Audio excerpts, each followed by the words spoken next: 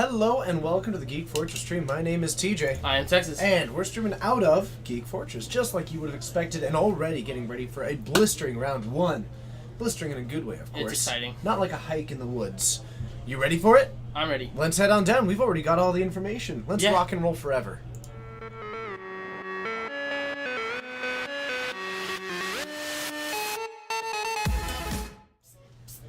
Alright, and the players are lining up. We are going to update this with a little bit more updated information. Oh yeah, it's the fire tie today. It is the fire tie. I saw it and it, like... This was a gift. I knew if I brought it up, it would just be another person bringing it up for him. So I let you guys bring it up for him.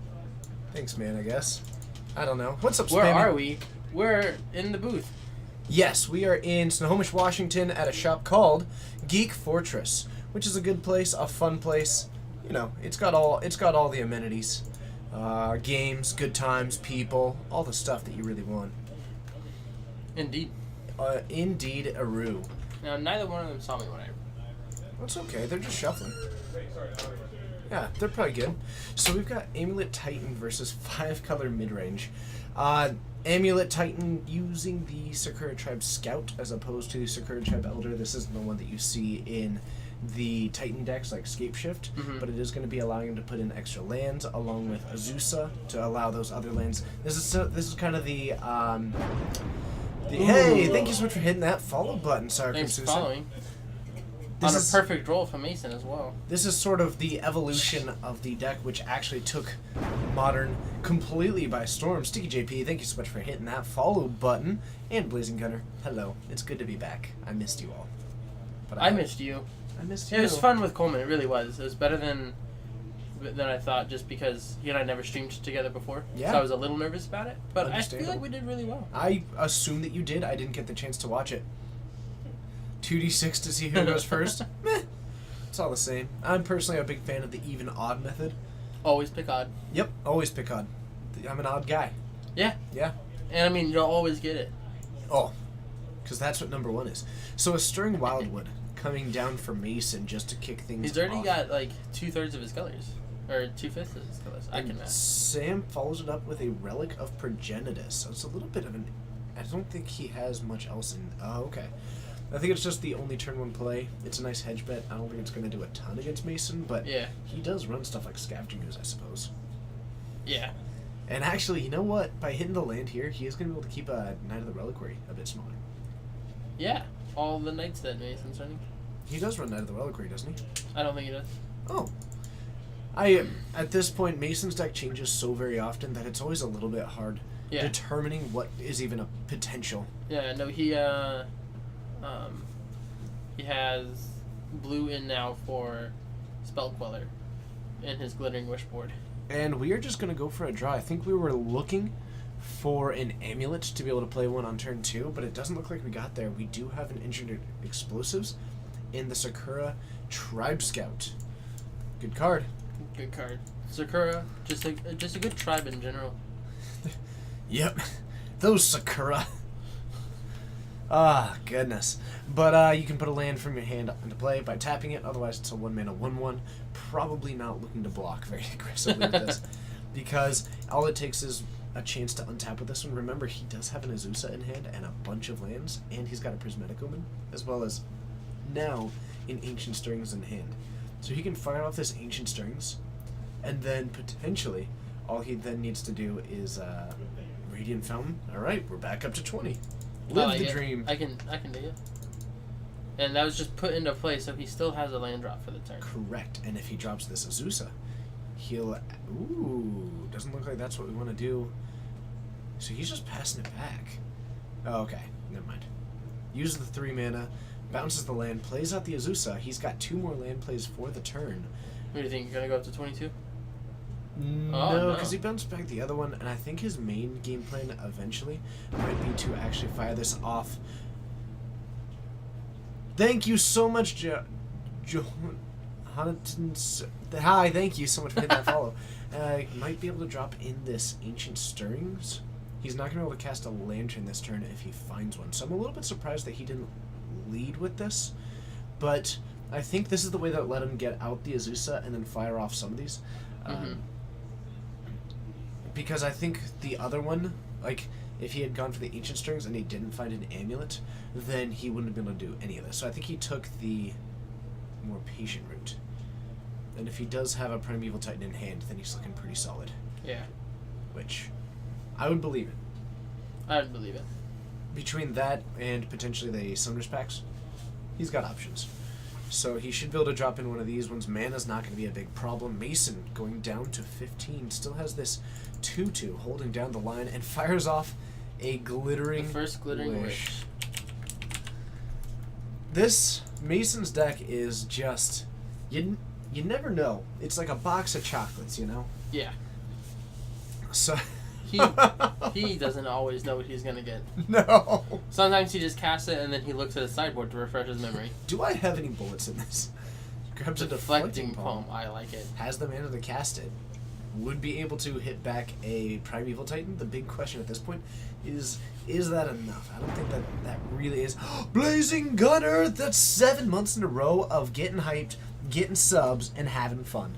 Thank you so much for being a part of it with us. It's been a blast having you here, and we're going to have a lot more to go. Yes. Yep, Jaws and Explorer.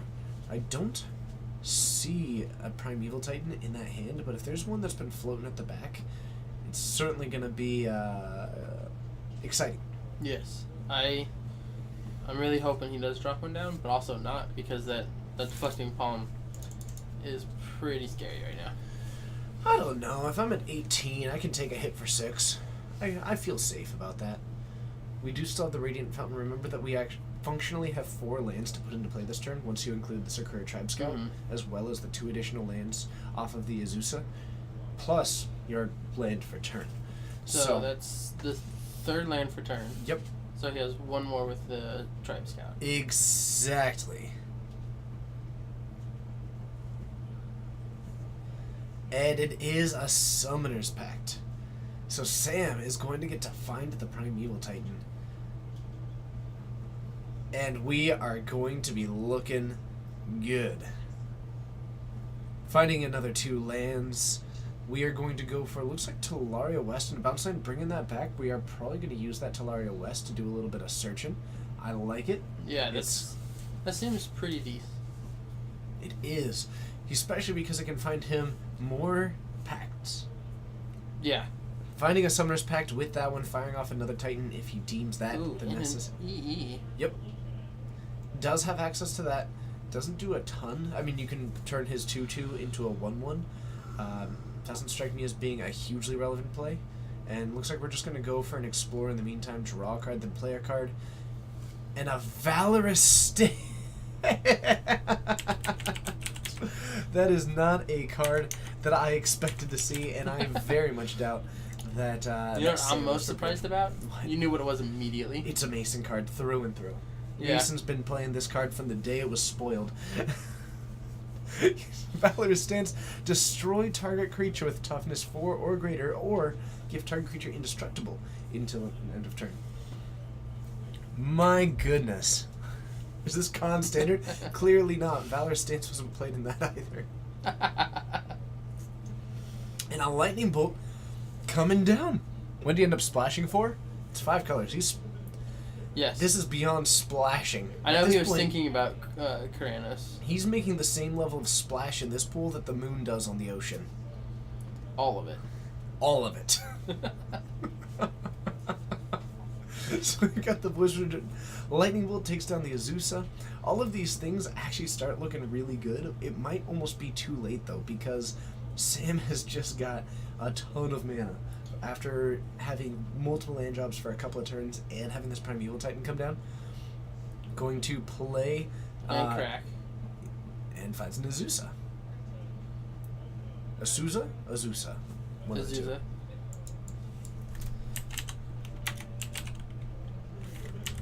Azusa. Nice. Oh no, the card is absolutely sweet. I won't argue that point. So he's going to go and fire off the Talarian West to search for a pact, I'm assuming. Probably a pact. Could go for a land if he deems, but pact makes a lot more sense to me. And it does to him. So he does now have the ability to go grab another Titan in the future. He did have to dedicate some of his resources to not dying because of that pact, which is why he had to tap some of these lands at his upkeep.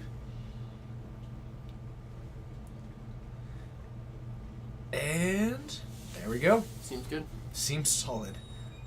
Doesn't have any more lands to play this turn, which means he's got gas in hand. We know that it's the pact as well as the engineered explosives. Yeah. Mason going for a fetch down to 14. For his mana base being as widespread as it is, I'm surprised he's only at 14. It's a mid-range deck, so he doesn't shock every single turn he fetches. It's still surprising to me. If I see 5 lands like this, I would never think to them, yeah, they're probably at 14. Right. That's just not what I would think. I know what you mean. What is up, H. Rollins? How you doing? In the northwest region of Snohomish? Oh, nice. Thank you. And the second Glittering Wish comes down.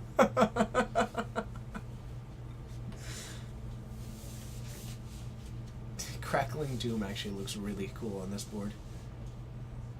It kind of does. Though, oh man, if he had one more mana. If he had one more... Ooh, a fire spout. He could fire that off, kill the Azusa and the Sakura Tribe Scout.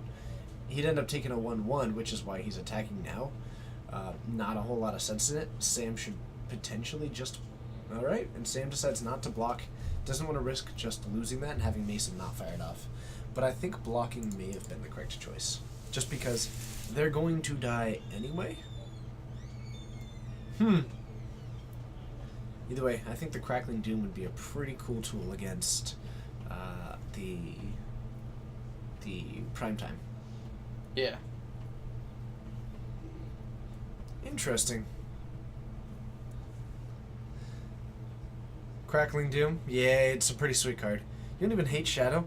Actually, I like the Shadow deck as far as it just being a deck that's in the meta. It's a cool I deck. enjoy playing it. Yeah. It's fun to play with and against. It's not easy. And look at that. We've got a Slayer's Stronghold getting returned to the hand, but you can bet that it's going to be making a... A recurrence. Oh, yeah. Oh, yeah. We'll see it again. It's not gone for long. We'll see it again right about now. Target creature gets +2/+0, Vigilance, And haste. And haste on a Primeval Titan is pretty good. He's going to have to block, and it looks like it's that or take 8. Well, doesn't Prime have trample? Yep. So now he's taking 7. That seems good. It seems... It's not optimal, I can tell you that. Going for a lot more lands. Sam, with just his cup overfloweth. I think Mason's main game plan at this point is actually kind of a classic. It's make sure that Sam forgets his trigger at his upkeep. Because if we can pass this turn back to Sam, are we grabbing another pact, maybe? Pact of Negation. So now Sam's got a Pact of Negation as long as Sam remembers at his upkeep to pay for the Summoner's Pact that he just went for. And by throwing this up top, there's a good chance that he will. I like that he's putting this on a 4, by the way. I think he's reminding himself which pact he has to pay for, based on how much he has to pay. What?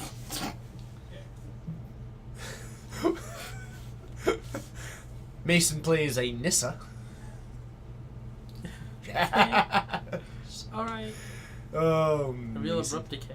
Oh my goodness. What? It just stays on top. This is Nissa Nature's Artisan, right?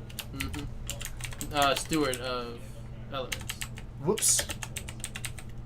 And also... Yeah. Nissa Stew. You just typed Nissa Stew.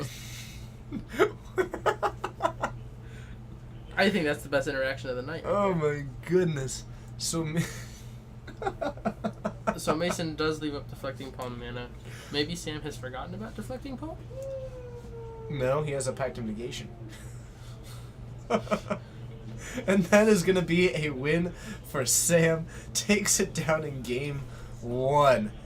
Oh man, we got to see a Nissa Stew, a Witch's Brew, and of course, you're hanging with, myself and you. And me. Oh man, there's something in my eye.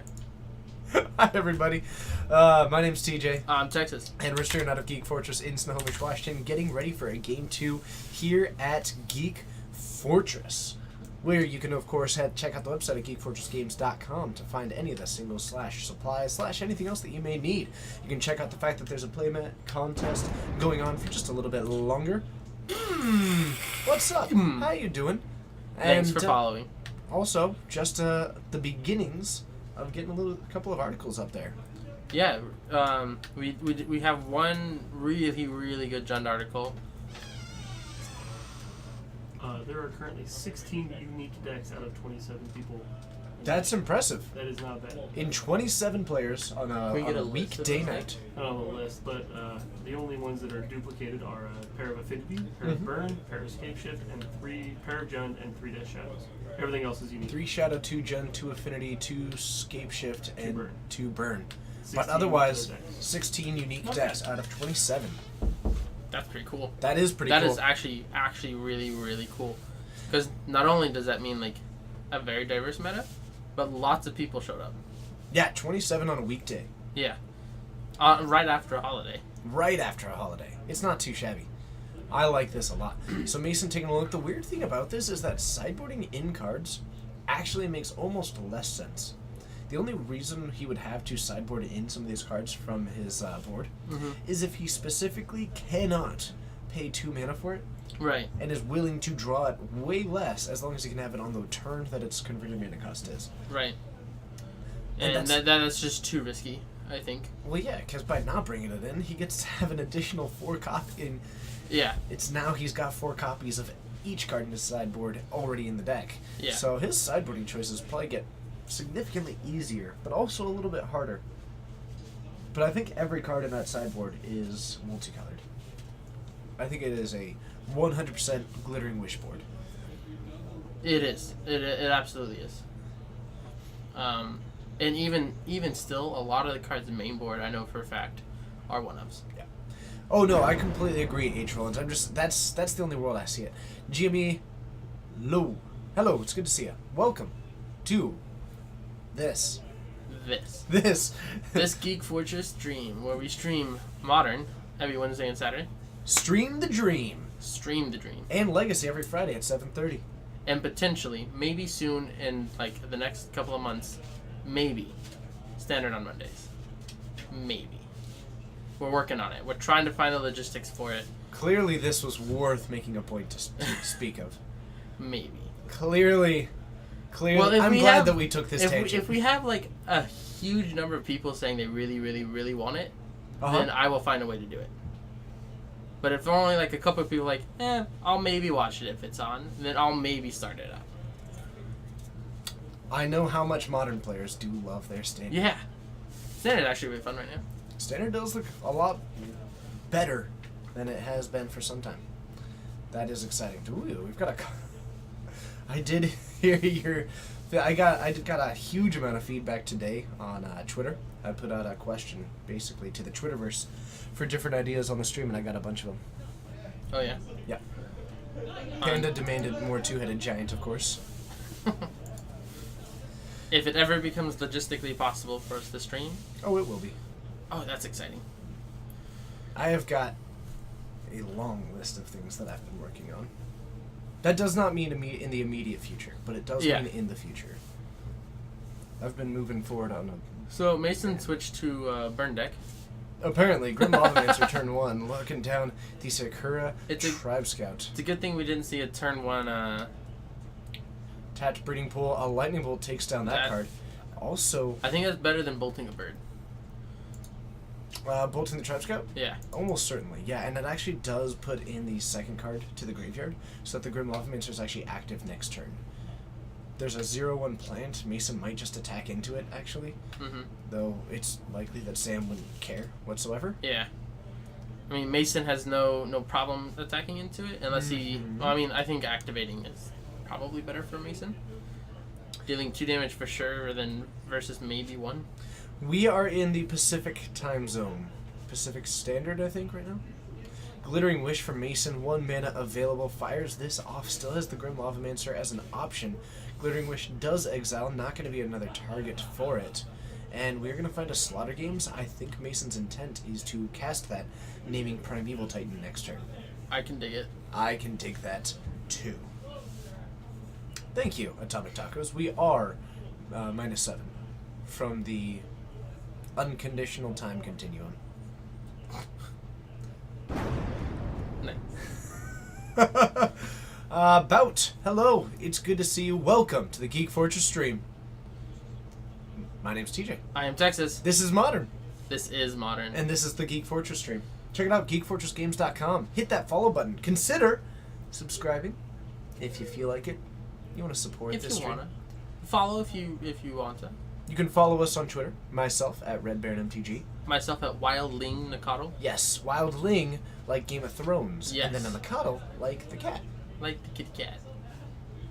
And he meow meow meow. And he meow meow meow. I can't express how shocked I was that Wildling Nakado was not taken. Interesting. That's awesome, DS Beskin. I look forward to that. I hope that means for Death Shadow. But we're going to gain 2 life off of a Radiant Fountain, jumping ourselves up to 21. Hello, Brazil. Obrigado for joining. What? That means thank you in Portuguese. Thanks for the follow, Diaz Baskin. Good to see ya. We appreciate you and everything you do. So an end-step Grim Lavamancer takes down 2 damage from Sam, back down to 19. We do still have the plant token in the way. Mason, 0 cards in graveyard, so that Grim Lavamancer, much less of a consideration. But Sam's actually got just a significantly slower hand this game. Yeah, it's quite slow. I think hitting the Tribe Scout might have set him back a bit because it looks like he still has a couple lands in hand as well. Absolutely. My guess is we're going to see a shock and discard. It does, yeah. I'd almost love to see this. Fortunately, we didn't see another land Nope. So no. from Mason, so no Slaughter Games. He did get a Slaughter Games off of the Glittering Wish. I think his intent is to cast its naming Primeval Titan, which shuts down a huge portion of It what really Sam's does. game plan is. But Tireless Tracker always down to be the backup plan. Well, if he can get another... Tireless Tracker is insanely good. Yeah, Tyler's Tracker is really good. If Mason can get another card into his graveyard, Yep. you bolt Tyler's Tracker right now before Sam untaps Absolutely. to make it too strong. Interesting. Glittering Wish doesn't do it. Glittering Wish doesn't do it. It exiles itself as part of the casting of it. So he actually may not be able to answer this Tireless Tracker this turn. We're going to fire this off. I don't think he's got one in there. I think we are now looking at a situation in which this is going to actually get to untap, start popping some clues, and Mason's got a different threat that he's got to deal with. He has other answers in his side, so I think he Crackling has. Doom Yeah, might I be was the gonna answer. say that Crackling Doom is probably the right answer for him. Because the Grim Lavamancer can handle all the smaller stuff. So I really like the Crackling Doom as an option.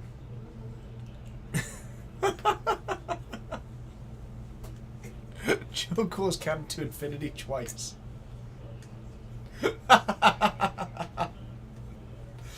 So we get down to 15 for Mason. That's pretty good. That is pretty good. I like it. And we're going for Deflecting Palm again. I'm really surprised that he's not using this Crackling Doom more often. That card seems like a very... Yeah, there's a lot of times where I've seen him do pickup games that I was like, just grab Crackling Doom and win, and he just didn't want to. I think Mason just really likes Deflecting Palm, and that's pretty valid. Yeah, that's pretty cool. Part of it might be that, Crackling Doom only does the 2 damage. He might be thinking, if you can get one big swing, then you don't have to remove the creature if you just make it do all the work for you. Mm-hmm. I don't know, though. I don't know. Cracking this for a clue, or cracking the clue, draws into Talaria West, unable to activate it at the moment, but we do now have an Amulet of Vigor on the battlefield, which is a pretty big deal. It really is. I'm pretty sure you can stack your triggers so that if you play bounce land, it comes in tapped, you get a clue, you pay that mana to crack the clue, and then you can bounce the land back. You can do a lot of stuff, yeah. Have an income, you can do gain clue token, then the untap trigger, then the bounce trigger. Mm-hmm. Mark. Hello, it's good to see you. Welcome to the Geek Fortress stream, but then you play the land, make a clue, untap it, pop it, draw the card, get the counter, return the land back to your hand. Mm-hmm. What is up, Tony? How are you doing? Welcome to the Geek Fortress stream. Pretty much, if you have a Zuza, it's draw 3, get 3 counters. As your land drops? Yeah. That's pretty good. That is pretty not bad. Slaughter Games So coming Slaughter down. Games is coming down. He is named Primeval. Yep. Not a bad choice, but he does have a more immediate threat on the board that he needs to take care of. And he can no longer cast Any spell. Deflecting Palm this turn or anything. You're Yeah. absolutely correct on that. So Mason is almost looking for, do we know if he has another Glittering Wish? But also there's a Hornet Queen in there. So a Hornet Queen and a Tireless Tracker were kind of the backup win conditions.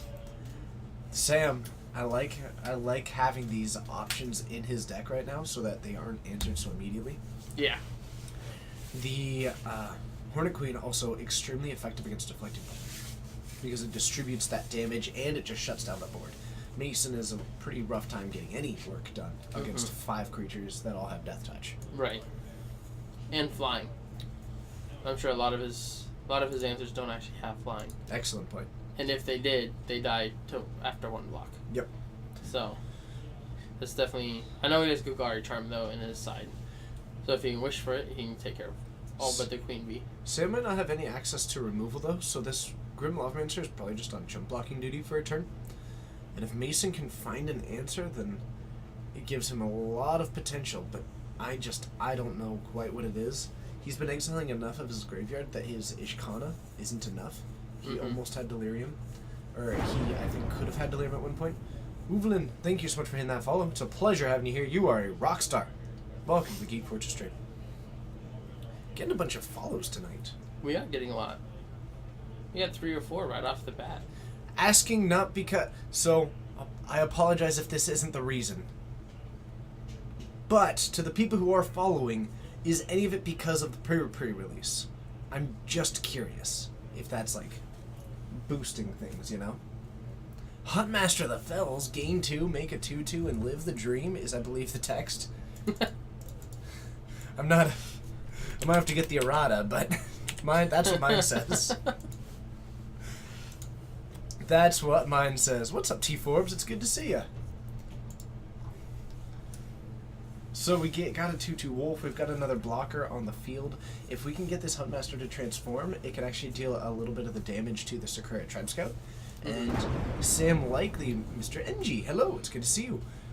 Could maybe try and combine some removal spells along with this Huntmaster damage trigger to take down the Tireless Tracker, but that's a tall order when you've got 2 potential lands, lots of mana. I mean, Sam, at the blink of an eye, could put it up to being a 8/7 with very little actual effort. Just play your land for the turn and then play that Sakura Tribe Scout. Well, and he's got Amulet, so he can float 2, bounce. Yep. Play a thing, or tap, play it again. Float 2, bounce. Get another clue. Crack both clues. Oh, that's so good. It's pretty good. You got a Teleria West for a pact, I'm assuming? You could go for a pact if you want to. Engineered explosives, maybe. You could. Oh, thank you, Diaz Meskin. I appreciate that.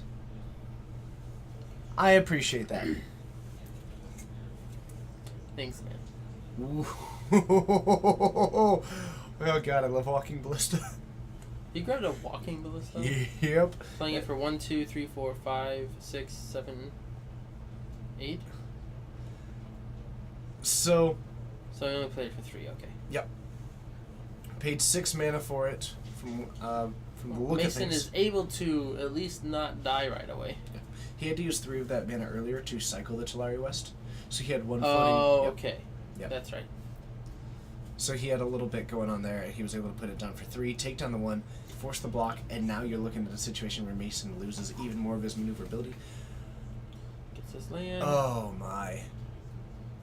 Mason has enough mana to Glittering Wish for the Crackling Doom right now. The Crackling Doom has him sacrifice The creature with the highest power. highest power. That's pretty good. It is pretty good. I'm fairly certain that is the case right now, that he can He's Glittering also Wish. just spending 5 mana. Oh, never mind. He's just gonna... I think he's got Delirium now. We've got sorcery, creature, instant, and land. Instead, we are going to get 3 spider tokens and a Nishkan. That's, I think, just as good.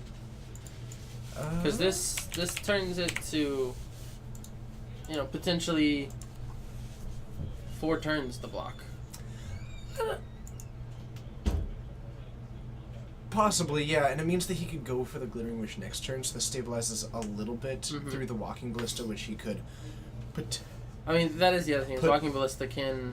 Because Sam could just immediately throw 2 counters on it, attack for 3, and then be sitting there with the 3 counters, plus the 1 from the Sakura Tribe Scout, potentially. Or actually, with the Sakura Tribe Scout, could he put even more into that mana pool? But we're going to cycle it to Laria West. Temporal, I've got good news for you. There's an Ishkana right now in Modern. Yeah, it's being played in Modern. That was really good art. If I liked spiders more, I'd like it more. I don't really like spiders. What you mean. But, like, I can appreciate the art right now from this whole kind of Lord of the Rings-y kind of way. Yeah, it really does look like the Lord of the Rings spider. What an interesting choice to ping him? Yeah. Oh, because he's throwing this down. Just to kill the spiders, though? Yeah. So Taz, the engine explosives, can kill all of the 0 or the 1/2s, and then throw in... Means that Mason still actually might just have a 3/5. He's going to have to block here. I think he's in a position to where this might be the better turn to use that Crackling Doom, though, because now you don't have this 1/1 Walking Ballista to deal with, actually. Oh, it does also kill all his clue tokens that he had, too, as well. True. So he had enough mana to sack 1. Looks like he is keeping mana up for something in his hand. He has got a Swan Song in hand. Ooh, that'll do. Path to Exile pointing at it. Will it, though? It will not. But it does give Mason a blocker. It does give me... Thanks for the burb. Is that a... Oh, no, he still... Oh, that's right. He's still got the Deflecting Palm, actually. So maybe you just go for the Glittering Wish this turn while leaving up the... The Palm. Yeah. I like that. You go for the Palm now, and I think you go for the Crackling Doom. Does he have white and red mana up? Yep, he's got a Blood Crypt there. Oh, it's Glorious Lumi, it's good to see you. Thank you so much for hitting that follow button, though I feel like you've been here previously. In fact, I'm almost certain of it because you changed your name to that. But that's okay. Fev, J, hello, it's good to see you. Nice underscore.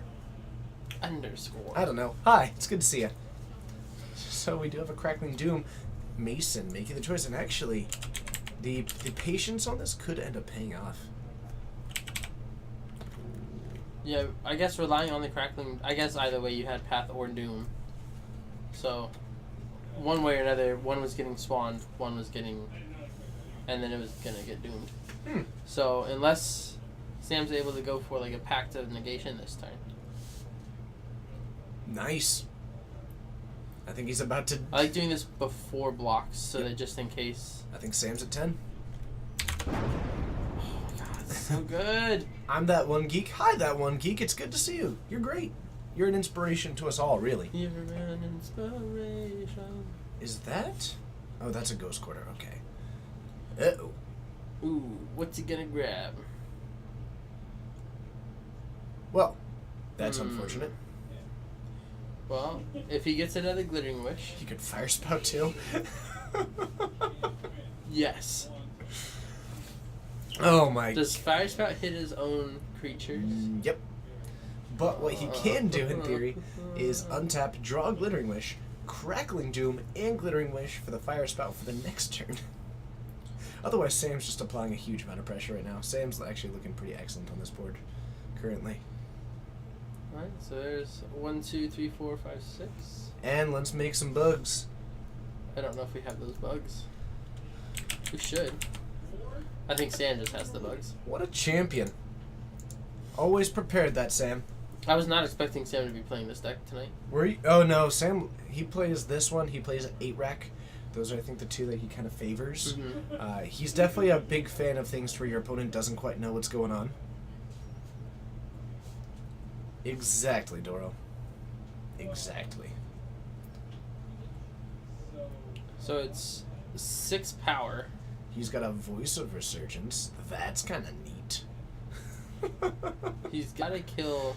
He can trade the bird for the Hornet Queen itself and fall down to 3. Potentially. Oh my goodness. Not today. I don't know if I like that. Passing the turn is actually surprisingly dangerous. Because now he's able to get more clues, and if he untaps and is able to draw these clues, like this, he would have been able to do that Nicholas, anyway. 3, 2, 1. Thanks for joining us tonight. Hello, Nicholas. It's good to see you. We're going to get ourselves a cool plane token. Oh no. This seems a little bit strange letting him untap with a Tireless Tracker. When he has lands to play, clues to get, he can draw more cards, refill that hand, and possibly even untap and get blue mana so that he can then potentially Swan Song again. Or just draw Pact. a Pact. Yeah. So, I think main phase, I don't know. I guess if your opponent knows about it and you have zero other plan, I think going for it main phase might have been my play. Yeah. But I'm not certain it'll punish him too much. Not certain. Oh, he's going for the Ghost Quarter now. Yep. Force action. Floating black mana. Likely. Does he run basics? He probably runs one of each basic. I wouldn't want him to. He does still have the basic swamp up, so maybe he tapped it for the red mana so that he could go for this. And we are going to Crackling Doom. You know what? Let's not float any mana. And are we just going to go for some clue tokens? Yep. Alright, going for a few more clue tokens just to rock and roll a little bit more. You want to Blood Moon this board? Oh, absolutely. We're going to get these turned sideways, throw the bird in front of the Hornet Queen. Now, Doesn't Sam take 3 from Crackling Doom? Sam takes X from Crackling Doom. I don't know what that X is, though. 2 damage to each opponent. They got it. Okay. Oh, let's just play a Tireless Tracker. Well, that's not a bad card. I believe last I heard, which was earlier today, Mason actually took all the Traverse out of his deck. He did. I think what he needed was Glittering Wish into Fire Spout this turn. And I don't think that that's what he has. Fun fact. Do you like fun facts? I love fun facts. What's a fun fact? A fun fact is that there are brand new cameras on the way to the Geek Fortress stream. Oh, yeah? Yeah. Are they... How much better are they than the ones we have right now? 40%? That's not bad. No. I mean, I'm kind of pulling a name out of a hat, but... And we're going to kill one of the clue tokens. Pass it. No such luck. We draw into a Helix. Nothing. Nothing. There it is. There's 3 cards down. Yep. Oh, my Standard goodness. had 11 people on Monday, which was, the day before holiday, so not terrible. We're building our player base for Standard. We should... Is that clock fairly accurate? That clock is fairly accurate. Let's head on up to the booth. We'll see what else we've got for you in round 1.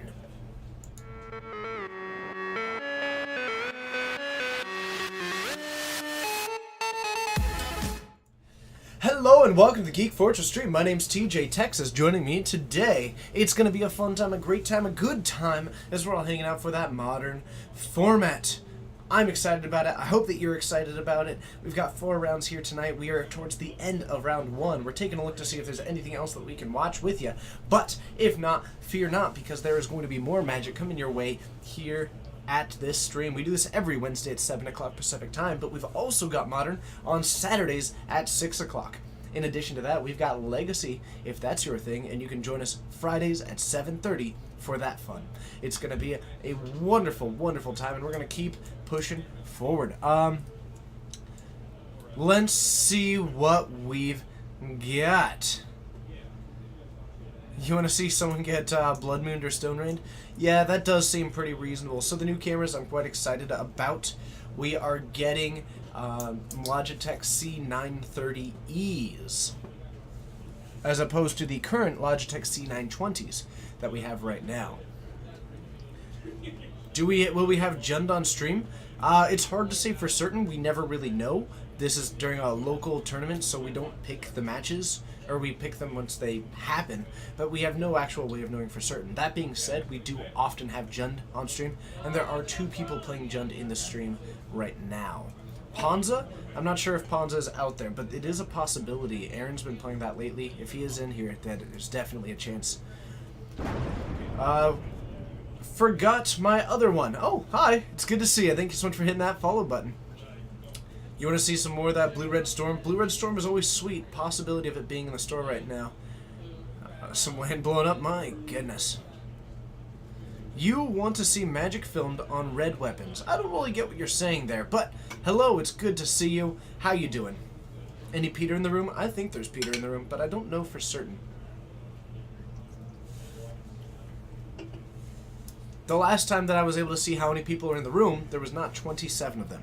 So whatever I know of what's in the room right now, I am not going to be 100% accurate because there's people in the room that I don't even know about. That's right. So much possibility.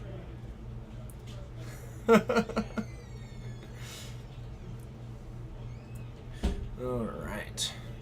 So, how's everybody doing? Tell me. I wasn't here last weekend. Tell me about your weekend, everybody. Tell me about your 4th. I hope you had a wonderful 4th of July. I hope you had a good time. I hope you had a wonderful weekend. Yeah.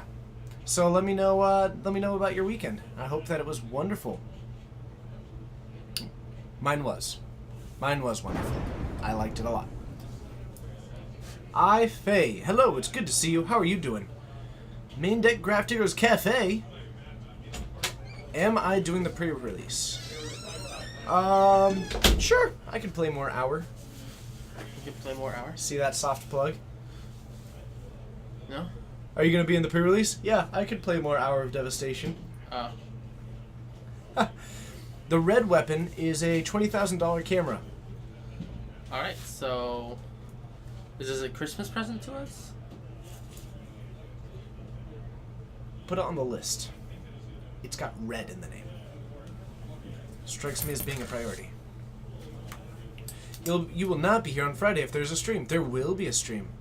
Oh, sorry. It's actually 200,000. Might take Red camera. Might take a couple other months. Yeah, I think that'll be fine. What is my opinion on the competitive viability of Canal decks? Hi, as long as Holy Dive is working on it.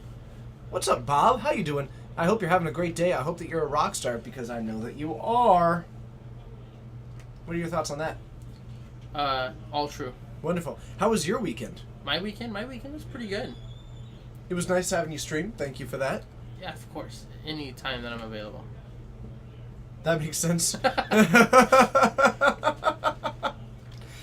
Oh, my Walla costume. Yes, my Walla costume was delightful. Also, ridiculously warm. In Canada, of all places. It was ridiculously warm. Yeah, Canal decks, they're making fun of Doro.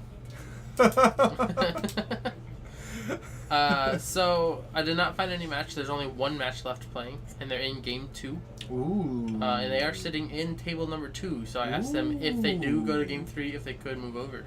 Ooh. It is, affinity of some kind versus... Doesn't that mean I should? Thanks for hitting that follow button. It's a pleasure having you here. You're a rock star, and I look forward to seeing you more in the future. If you ever do have any questions, comments, or feedback, this goes for everyone. Feel free to toss it into that chat or reach out to us on that Twitterverse. Things about Texas can go to Texas at Wildling Nakado. Don't forget that, L. And, of course, things about me or the stream in general can go to Red Baron MTG. But there's always a fun time ahead. And it's going to be great. It's always going to be great. Except when it's not. It's okay, Panda. You'll get there. Hope everyone had a great weekend and holiday. You're doing research in Nebraska? You're from Chicago. Okay. So you didn't see your family. Oh, that's too bad. But you did get offered a graduate assistantship yesterday. Temporis? Yes! Congratulations to you. It's awesome having you here. North Connecticut. I'm assuming. North Carolina. North Carolina. North Connecticut. I was like, that doesn't sound right, but I don't know what it should be instead. North Carolina. North Connecticut. Thanks for following. Oh my goodness. If we're all rock stars, it's lame. You're a unique snowflake. Fair enough. You're not a rock star. Everyone else is. Now they're rock stars. And you're unique. Congratulations. Everybody's happy. Everyone's happy. NC is a cool place to love. But, like... that is such a left-handed compliment. I wanted to say that about places. How do you feel about how do you feel about Seattle? It's a good place to love. It's a good place to watch as you're flying over in an airplane. I'm glad that you're not insulted, Alexis Bros. I'm glad. It's important. But thank you to all the people who did give me ideas. I know I didn't get the left-handed thing anyway. It's when it's like it sounds like a compliment, but it's like. Do you mean backhanded? Yeah, it's the same thing. I'm from Texas. Trust me, I know what I'm saying. There's a lot of our viewers from Texas. If they disagree with you, I'm gonna have to go with them. You know what? Yeah, that's fine. But I'm not wrong.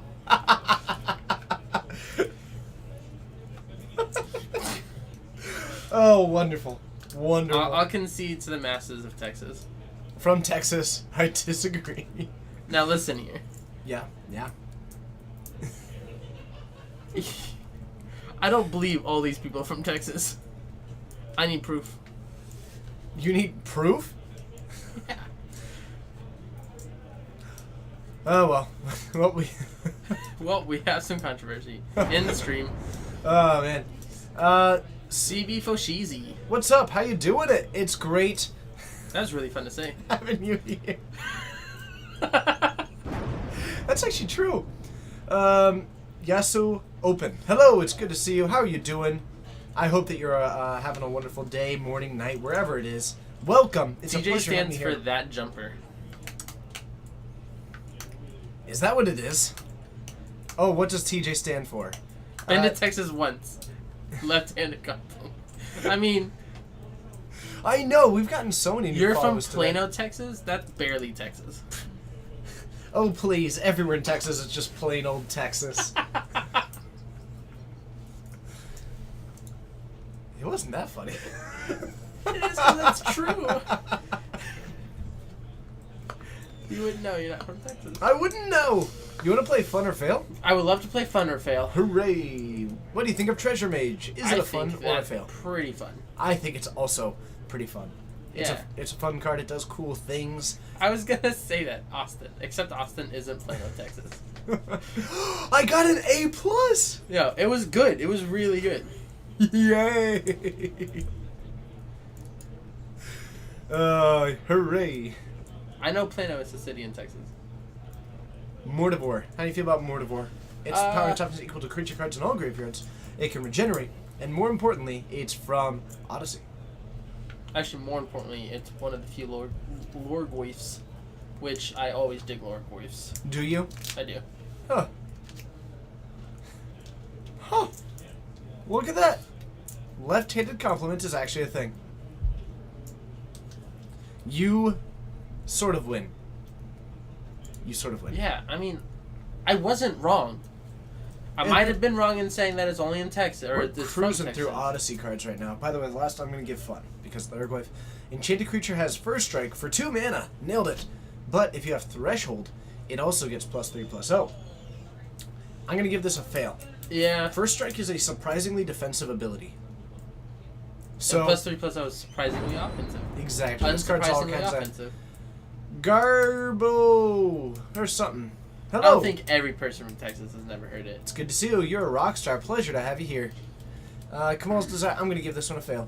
It just it doesn't seem that great to me. The art, though, art is fun. It looks kind of like It's Pit Fighter in the art. Kamal is Pit Fighter. I know, it's Kamal Pit Fighter. in the bubble. Oh, yes. No, that's kind of cool. The card art reminds me of, like... This looks like the guy from Breaking Bad. Interesting. Doesn't it? Walter White. It's like Walter White.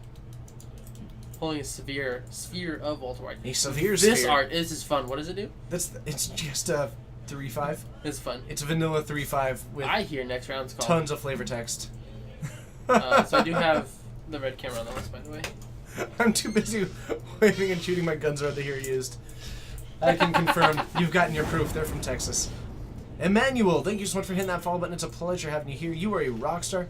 Last time you asked for a Jund matchup, we streamed for a foil Jund one. Go Jund. Alright, well apparently Jund is being requested again. We do not have foil Jund in the house tonight. But Ooh. I'll see what I can do. I believe there's 2 Jund anyway, though. Yes. All I'll right. see what I can do. There's some options. It looks like... It does look like a Kirby boss. My goodness. So we're going to get ready for round 2 here at Geek Fortress. Thanks to everybody who is sticking around. It's a pleasure having you here. And if you are brand new to the stream, welcome, welcome, welcome. And feel free to toss in how you came across this stream. I would love to know because it's just good information for us about what's working, what isn't working, and things like that. Those are the main things. But I would love to just get that information from you all, because knowing what is and isn't effective for advertising ourselves is important. And of course, if you do want to help advertise us, feel free to tell a friend about the Geek Fortress stream. Scry4, it's a pleasure having you here. Thank you so much for hitting that follow button. Did not get jumped. Okay. You did not get jumped? I did not get jumped. Sounds like we have failed. Well, Just the kidding, one you're the great. one Jund player that I knew has a buy right now. So That's okay. How are we looking? We have Steven Okay. and Derek. Yeah. Okay. Affinity Ooh. and Grixis Shadow. Really? This And actually... he's Shred tonight. I am not sure. We have 16 unique decks, and I only know of like 5 or 6 of them. There is a chance, actually. There's a decent chance that we have Scred out there. There is actually a decent chance. You found this one because it was one of the only non-MTGO. That's fair. I appreciate that. You came across the stream by looking for other Legacy streams and found this one. Oh. To be quite consistent. To buy quite consistent. Thank you. You activate your spell card name challenge. So I understand each of those words individually. Oh, if Affinity wins, and it's actually a little bit favored in this matchup, we get to pick To-Be-Name's name. Yeah. It's time for round 2, everybody. Grixis Shadow versus... Ooh. Everybody, we might get to name To-Be-Named, finally. That's exciting to me. How about you? That's incredibly exciting. Alright, let's head on down and have some fun. We'll see you there.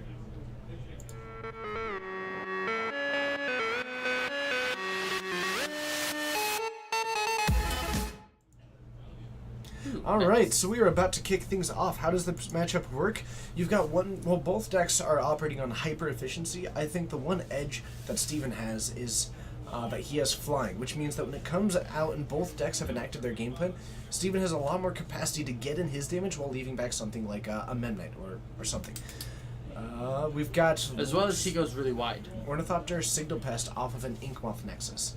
A little bit slow. Now the flip side to this is that Derek has got a lot more removal than Steven does, and when you're looking at Affinity, which is a very synergy-based deck, both of them are, but you can actually Fatal Push some of those very vital build-around pieces of Affinity and take an edge that way. But I think the edge goes towards Affinity here.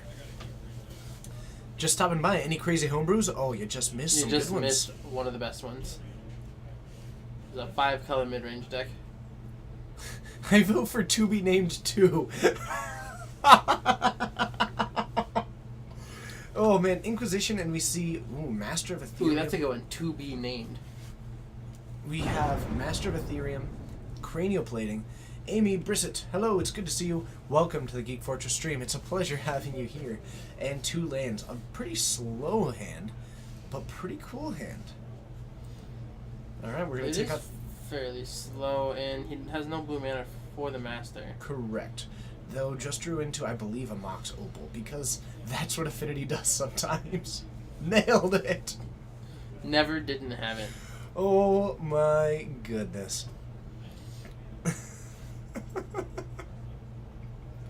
So, attacks in for 3. It's an attack for 3 because of the battle cry. So we're actually going to be down to 17, which is actually down to 14 because Derek missed moving the life total for the Fetch Shock into the Inquisition. So we're down to 14. Steven still at 20. Depending on how good the first Kolaghan's command is, that makes sense to me. Which, in Affinity, or against Affinity, it's pretty good. Mm-hmm.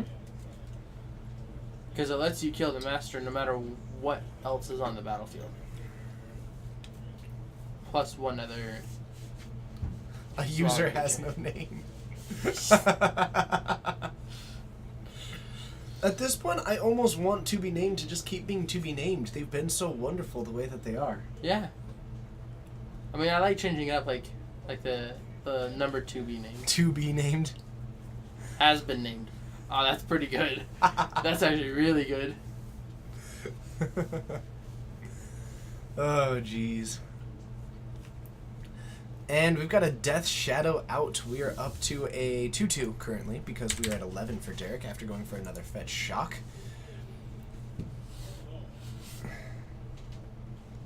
I know you already made that joke, but I'm just saying that's kind of how I feel about it. Thanks, Executioner. Your name is great. So we've got a 2-2 for Derek. Jeez. The draws. You know Derek's just rolling his eyes so hard right I now. just rolled my eyes so hard. Steven had a hand that was like so slow. He goes, take the cranial plating, safe for a couple of turns. Slam Master of Ethereum off of the Mox Opal, draw the cranial plating, live the dream. Oh my god.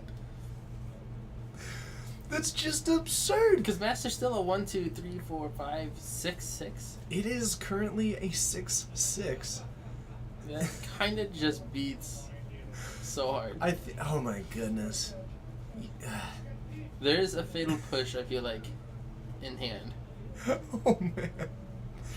So I think you put it on... You put it onto... a flyer. Probably the Ornithopter. Possibly the... Actually, I'd probably put on the Signal Pest. See, I put it on the Ornithopter, so you have 3 creatures that he wants to hit, but only one that he really can. So the other thing is that it guarantees damage, because if you would get to attack after putting it on the Signal Pest, the Ornithopter is guaranteed 2 damage. Tortapoke 1. Tortapoke 1. Hello, it's good to see you. How you doing? Definitely a few options available. Kodo Taizen. Hello, it's good to see you. Welcome to the Geek Fortress stream. It's a pleasure having you all here. But Derek doesn't, Wow. Steven is just obliterating this. He really is. Those draws are amazing. Android. 13. There you go. Hello, it's good to see you. Welcome to the Geek Fortress stream. Pleasure having you here. Enderloop 1, 2, 3. Oh, you know it's Enderloop. Thank you so much for that follow button. So Steven is actually, I think, holding this back.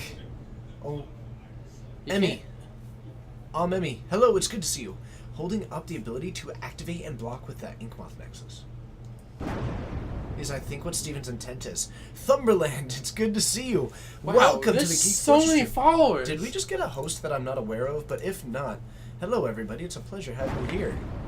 Big Uns 30. Hello, it's a What's pleasure up? having Thanks you for here. joining, everybody. This is a good feeling. You blame loading ready run. Hello, Gentleton. It's good to see you. I don't think there was a host, but welcome everybody. It's a pleasure having you here. My name's TJ. I am Texas. They were streaming from Geek Fortress in Snohomish, Washington. We do this stream 3 times a week. It seems like a lot of you are, but please do hit that follow button if you want to join us more in the future, and consider subscribing to the channel if you want to support what we do here. All the stuff that we do take in through those subs goes directly to the stream. Mm-hmm. It goes directly into improving what we're doing, and I have been busy the last 2 days. Which doesn't sound like that many, but it's like every non-moment that I haven't been streaming has been very much based around improving the stream. Kaijin. Or Jinx. work. I've also got work. Work. I know. So we're going to cycle a Street Wraith here. We're going to go down to 9. Increasing the size of that one. Ace Nate. Up to 4. MTG, good to see you. Are we blowing up with emotes? I'm totally down for that. We've got a new emote impending, by the way. Dino Rex 42. Dinosaurs are my favorite animal. Is it my emote? Yes. Yes, it is. I also have a backup emote in case you ever bother me. What? I'll be good. So we're gonna double activate the Ink Moth Nexi, actually. So You get this plus was one, plus this was a one. 6/6. +2, +2. Derek blocks with this. The interesting thing is that actually the Fatal Push now active, but he has to lose the Death Shadow in order to do so. And he's just gonna He's Flat got Scar Flat himself. Scar. Interesting. My guess is he just didn't have the push. Miltoner 90, hello, and thank you so much for hitting that follow button. To be named. Fort Smug. Comments like that are exactly why it probably won't happen again. What? Oh, I made an exception yesterday. Oh. Probably not gonna do that again. I mean, we all had fun. So, Derek, with a fetch land. I think we have a round 1 winner. I mean, Steven's crushing this game 1 right now. Jeez, if there's a Coolgun's command here, but like the Coolgun's command, well, now it's not even an option. But what do? Do you shatter the cranial plating and deal 2 damage to Signal Pest? It's just gonna be difficult. I think you have to Shadow Master, if you had it, obviously. Shadow Master and kill Ornithopter. Right? Or Signal Pest. So you probably do this in Probably response to like the Signal equip. Pest. Like Yeah. that's like the best case scenario, but you're still at 6. You're still taking a pretty substantial amount of damage. There's a lot of Inkmoth Nexi as well available right now. Stephen continued to just draw lands and fire. Lands and fire with the draws.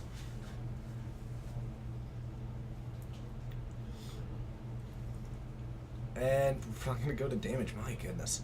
Remember, 3 of these Inkmoth Nexi, well, all of the Inkmoth Nexi can activate and just boost the power of this Master of Ethereum. Mm-hmm.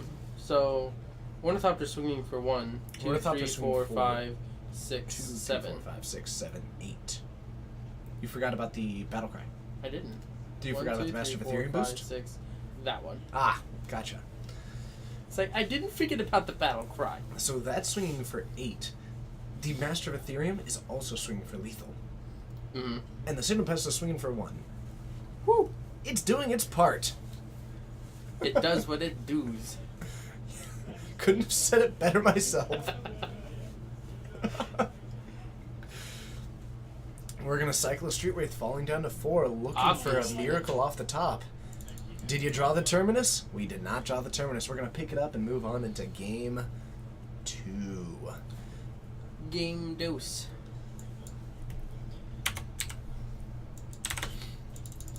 Okay. Man, Grease's Shadow got blown out. Really bad. Derek, I think that Derek played fine, It was a combination of Derek did not draw removal, and Steven drew everything he wanted when he wanted it. No, and the Inquisition was great. I would have taken the cranial plating there. Yeah, that is definitely the right one, because with that hand, your opponent doesn't have a way to cast his master. So you take the card that he can actually cast. Yeah. That card was completely uncastable, and then just Stephen rips off the Mox Opal, plays it down. Bosman 2, thank you so much for hitting that follow button. It's a pleasure having you here. And then, on top of that, just drops immediately into... Oh, goodness, some cards coming in. We're probably looking at Jerry some number... CB132, thanks for following. It's awesome having you here. Kozak's Return, strikes me as that, unless he's running Anger, but the Sweeper is likely coming in. Mm-hmm. Ceremonious Rejection sometimes in here, so could be bringing those ones in if it's decided. If you have a Liliana Last Hope in the sideboard, it's actually not that bad against Affinity. The plus is pretty solid. It's able to kill a lot of stuff. Then you can just focus your Fatal Pushes on the creature lands. Yeah. Yeah, that's kind of what I'm looking for. The interesting thing is, what do you side out? The cantrips potentially a little bit slow. Maybe you take out some number of the Street Wraiths, but otherwise I think Hand Disruption might be my first one. It's weird because you have two options of Thoughtseizes and Inquisitions. The Thoughtseize is much more beneficial to your game plan, but the Inquisitions do everything that you need. So if you're trying to race to a low life total in this matchup, and I haven't played this from the Grixis Shadow match side, then maybe you take out the Inquisitions, because you only need so many of these effects. Yeah. But if you're trying to preserve this life total, go for more of a Tasker game plan. Which I think you should.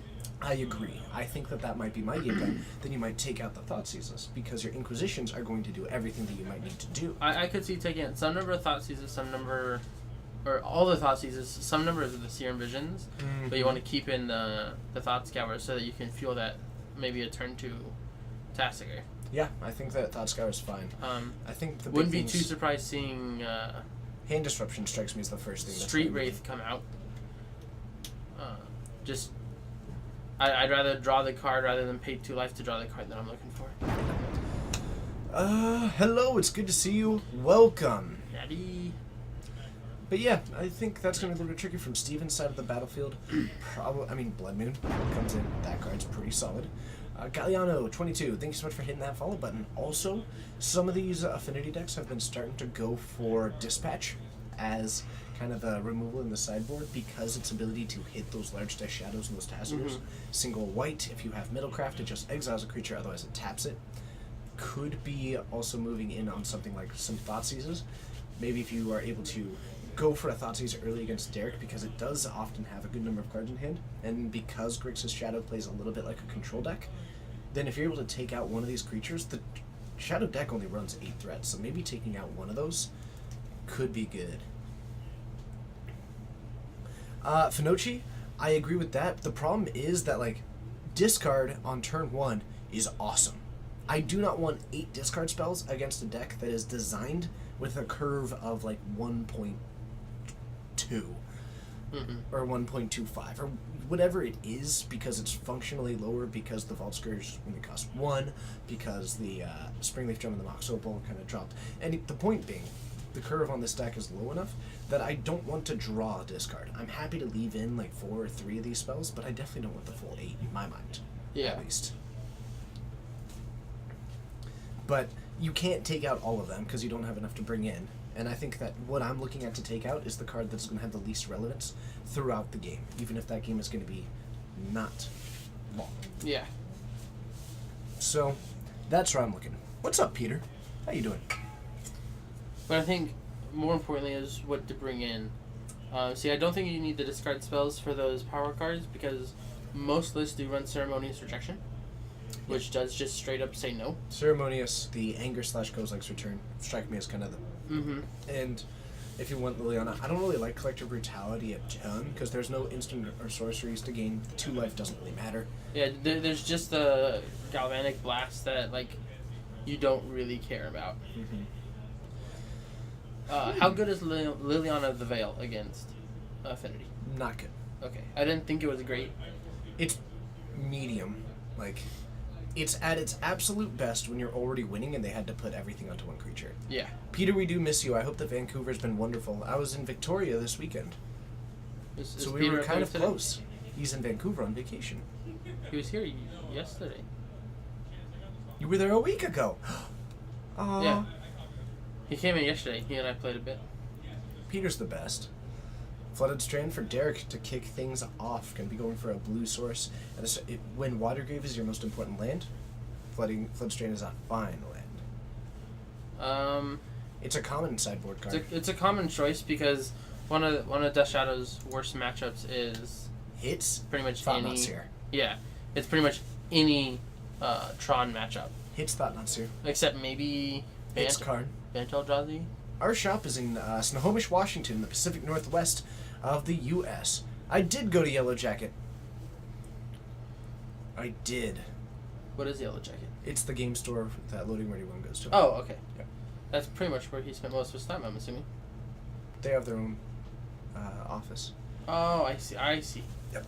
I see. Inkmoth Nexus puts down the Ornithopter. Derek goes for the fetch, draws for a Watery Grave, and seems to be putting it in tapped, conserving this life total. A little bit of a different game plan than last time. I think last time it was just a hand that put itself into a Death Shadow position. This time maybe looking to go for more of the Tasigur route. How did the pre-release go? It was amazing. I opened a Nicol Bolas, and so I played my deck, which I called I Opened a Bolas. And he got to burn somebody out. I would love to play Modern with you, Kin. I would love to. That's a good question. So Fatal Push takes down the Ornithopter. I like this. It shuts down potential Metalcraft. It takes down Springleaf Drum potentially. Maybe could have waited to see what the spell was, because if he doesn't have removal for the Steel Overseer, it's going to be pretty difficult. I don't think it's a full Masterpiece Affinity yet. No idea. It's Sean's deck. Oh, very cool. I know he's been working pretty hard at getting it full Masterpiece. I lost to Kame's Pile because I was playing against what I saw in the first part, and then he played a 4/4 green creature that was in his sideboard because he thought Augur 9, thank you so much for hitting the follow button, and I lost to that. We should make it that any visitor from our town gets to play on camera. That's already kind of a standing thing. We generally try to do that, but we have very little control when it comes down to it. Yeah. Because sometimes it just doesn't work out, but we do our best for that. Okay. But yeah, we do like to do that if they would like to. Terminate takes it down. A little bit more of a controlling side coming from Derek this time around.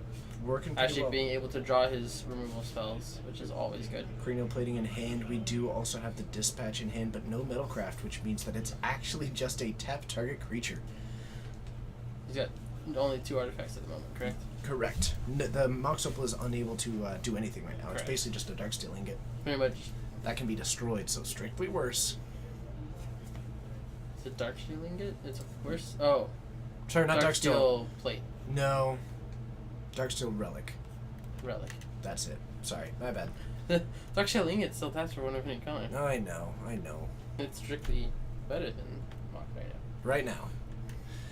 So yes, there's one Dredge player tonight. There is Dredge. I believe it's Lewis. Captain! Hello, it's good to see you. I'm not going to try and pronounce that last bit because I know that I won't be able to. It's a pleasure having you here.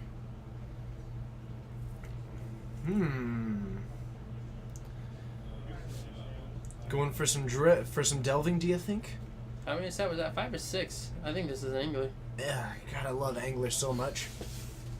A Love Angler. lot of decks are actually starting to take it out to try and be able to beat collected. Angler best. Well, just because Tasker's better. Nope. I like Angler. Angler's good, but Tasker's better. Disagree. Personally disagree. So, Ornithopter and Cranial Plating up on the battlefield. We do now have the ability to actually tap this for mana. Looks like we are going to see a Dispatch come down. Do we have the Stubborn Denial to save it? Hi, Felipe. You know what I would really like to see? It's I good to know see it him. wouldn't work because he's got two moths on board. Tombstalker's better. You've been hanging out with Dylan, haven't you? You've been hanging out with Dylan. So the Dispatch taking it down. Now the interesting thing is that you don't need Stubborn Denial. All you need is Fatal Push. Darksteel Paperweight. Oh, 33 no, actually, cards similar. Sorry, Fatal Push would not do it because Steven can tap the 2 lands. To Yeah, that's maintain what his I was thinking. Sorry, that was incorrect of me. Like, if you didn't have 2 man lands, if they were just Darksteels instead, then, or I guess, never mind. If they were Darksteels, then. Spire of Ministry, whatever. Yeah. Who's Dylan? Dylan's the owner of the store, who also plays Grixis Shadow. He's been running a 1-of Tombstalker in his deck. The Divine and Humble. Oh, I love it. That's pretty good. No, see, I agree with Peter. It's Tasigur lets you, like, it takes less to delve it away, and it's more versatile. It's basically on turn 2, if you go for a Thought Scour, you can play down a fetch, and a Thought Scour lets you play a Tasker and hold up Stubborn Denial on turn 2. I agree that that's the difference. I still like Grimlock Angler more.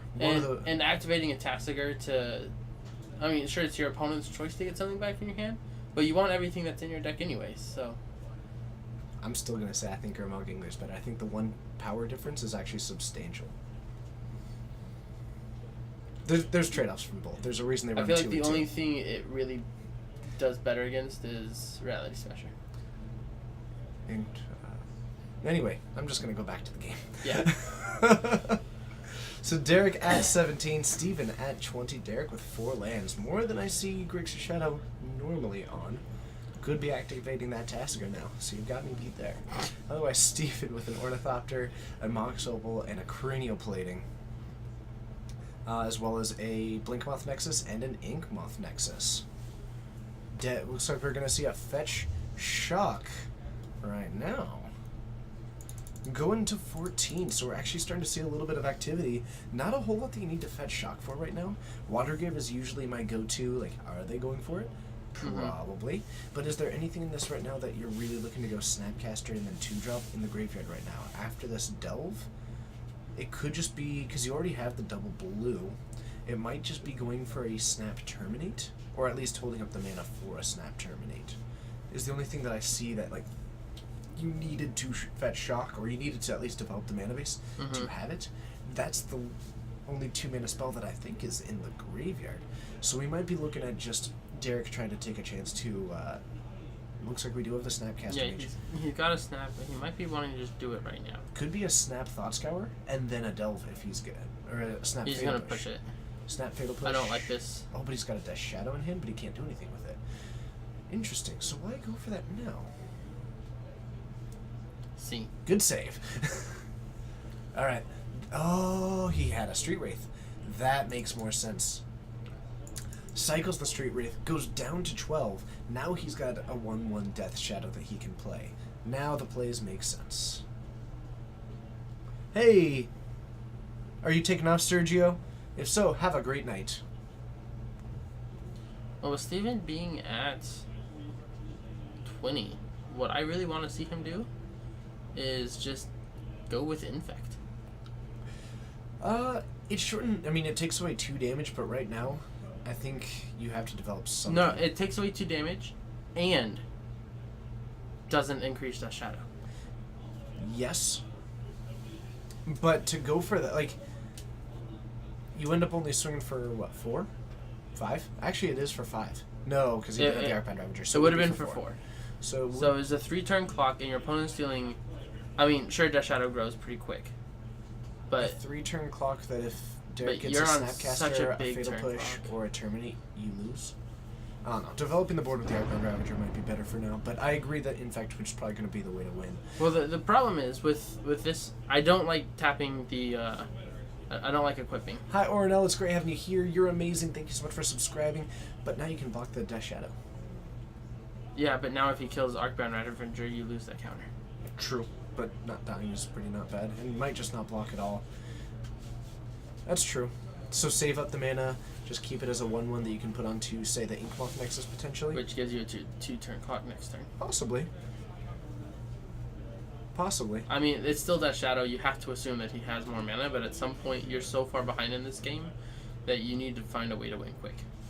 I mean, a pretty sizable blocker does that decently well. Yeah. If he's going for Snapcaster Fatal Push, then you have to assume that he doesn't have more removal in hand. Because there's not a whole lot of reason to show the Snapcaster yet. Yeah. So, I don't know. Let's see here. Judge question. Oh, chat's handling it. That's a lot of text right now. What's up? Hey, it's Ryan. Hi, Ryan. How you doing? Oh, it still has a great Twitch name. Who is it? Ryan. Tom Hanks' ghost. Ah. What's up, Ryan? Oh, goodness. Hello, Esper Mage. Good to see you.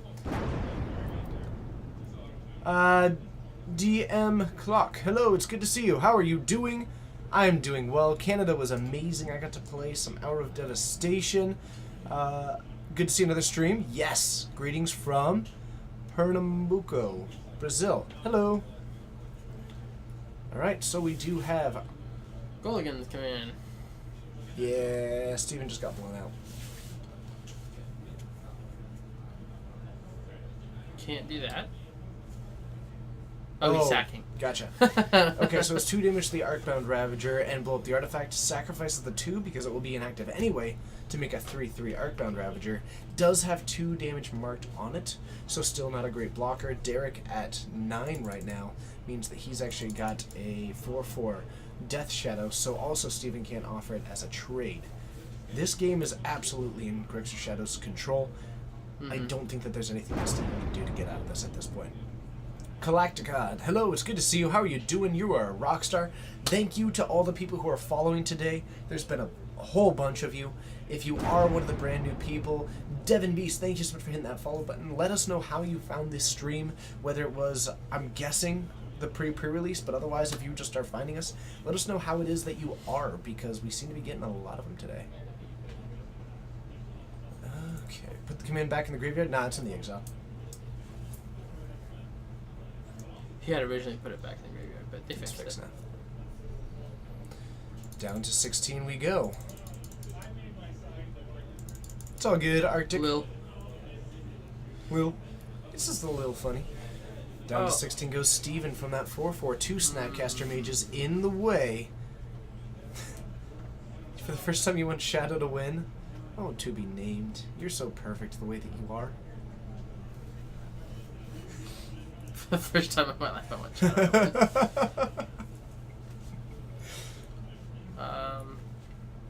Alright. I think that judge question's being answered wrong. Yeah, I didn't even read it. Essentially, they're trying to target an edge champion with the Kolgan's command. So destroy artifact, deal 2 to the edge champion, but you can't target the edge champion at all. Then you can't target. Yeah. Even if you're destroying the 3rd artifact to give it Metalcraft first, you still can't target the edge champion to begin with. You talk about the match for a bit. I'm going to read that. Yeah. Alright, so it looks like Steven is going to swing in right now. He's swinging for 3 with the Ravager. Hold on. Different. No, it's not the same. Sorry. Keep doing it. Yeah. Swing in 3 with the Ravager and 1 Infect. With the Ink Moth. Bolt 9876. Thank you. What a great name. Thank you so much for hitting that follow button. It's a pleasure having you here. You are great. Woo. This is fantastic. It's turned on in response to it? Yep. I haven't come across that, so I am not a judge, so I'd refer to a judge's opinion on that one. I think the damage is prevented, but I would talk to a judge because I'm not one. And that's not an interaction that I've come up against. So. No, so Chad is right. Sad LK! Hello, it's good to have you here. Thank you so much for 2004. subscribing. Thanks, man. We appreciate you. Y'all are amazing. Thank you so much for helping us build up that sub count. We dropped a lot because we were gone at Vegas and all kinds of stuff. I do apologize, but we're back. We're back in action. And if I can stream this weekend, I will. There is going to be pre-release shenanigans happening, which means it's not super likely. But I can try and figure out something to do instead. DGAF, hello, it's good to see you. I do like DGAF coffee. It's important if you want to get a good night's sleep. We're going to attack in with a little bit of this infect on our last shot, but Stephen, pretty close to a loss at this point. But you know what? 2 poison is pretty close. If you don't count. Kinetic, you are right with that scenario. Battlecraft is turned on. There should be Legacy this Friday, absolutely. And then it resolves. And it checks Metalcraft as it's resolving, sees that it has it, and then it loses it after it resolves. But because protection is really cool, it does not die. I'm not a judge.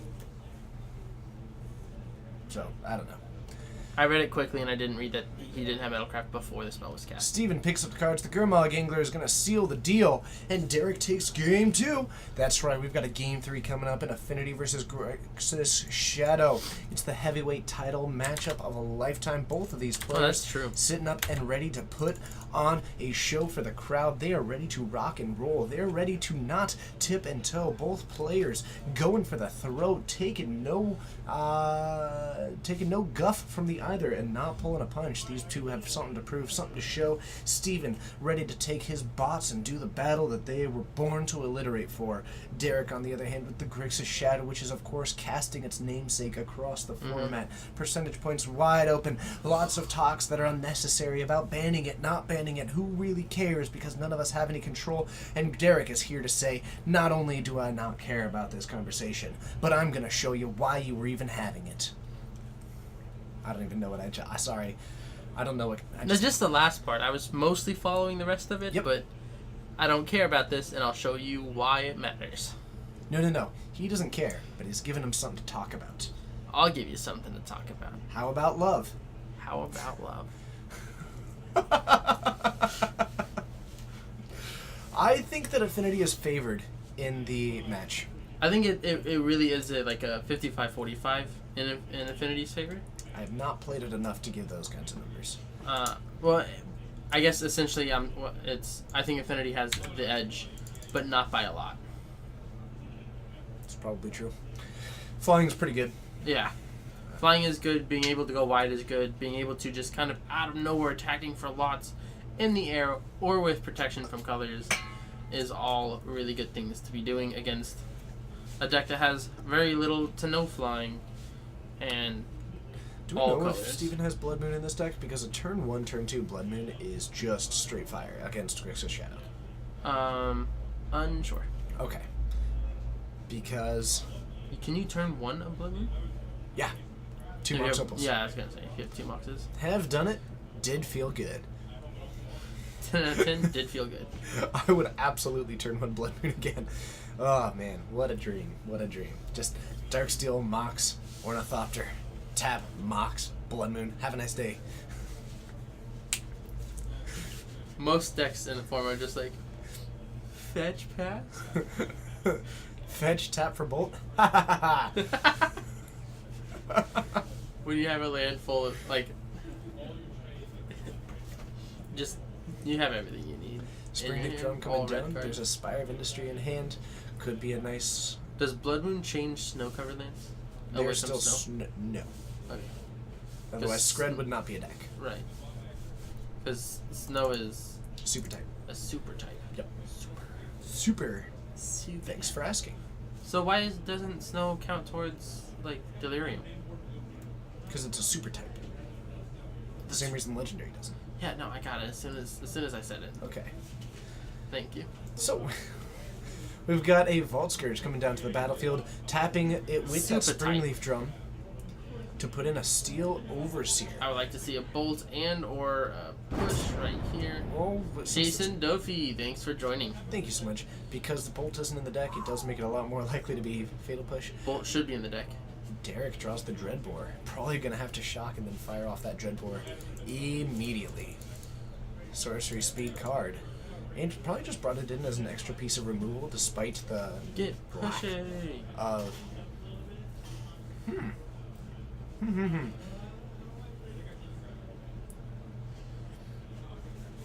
I think... Because Dreadbore is a sorcery, so let's go ahead and bring up Dreadbore. Yeah. Dreadbore is a really cool card. Its play level has always been a little bit interesting. Because it got really popular. Has Sting never been fun? Oh, yes. I loved Standard. Destroy target creature or Planeswalker. So it's a Terminate that adds on Planeswalker, takes away the no Regenerate, but puts it at sorcery speed. It's been used when Nahiri was a really popular deck. Mm-hmm. It was used in Standard. Sam right? Gowin, thanks for joining. We appreciate you. Things are going well. How are they for you? Get it? Oh, let's just play a Steel Overseer. Steel Overseer is not a bad card. We do still have a Springleaf Drum available, so if Steven has got a 1-mana play available, that is an option. But with the attack, Steven's going to gain a life, go back up to 19 because he did take 2 for casting the Vault Scourge, and they're just correcting the life totals now. Otherwise, Derek at 15. 2 mana available. Make that 3 and 13. Is there any more removal available? I kind of feel like Colgan's Command about to come down. Kolaghan's Command would be good. The question is, where do you put the Shatter? It doesn't matter. Well, you could take out the Springleaf Drum. It's an option. It could restrict some of the mana. But taking out the 2 creatures is TS8 12721. Hey, Thanks for joining. Sam, it's good to see you. Were you not following before? Sam? Yeah, their name is Sam.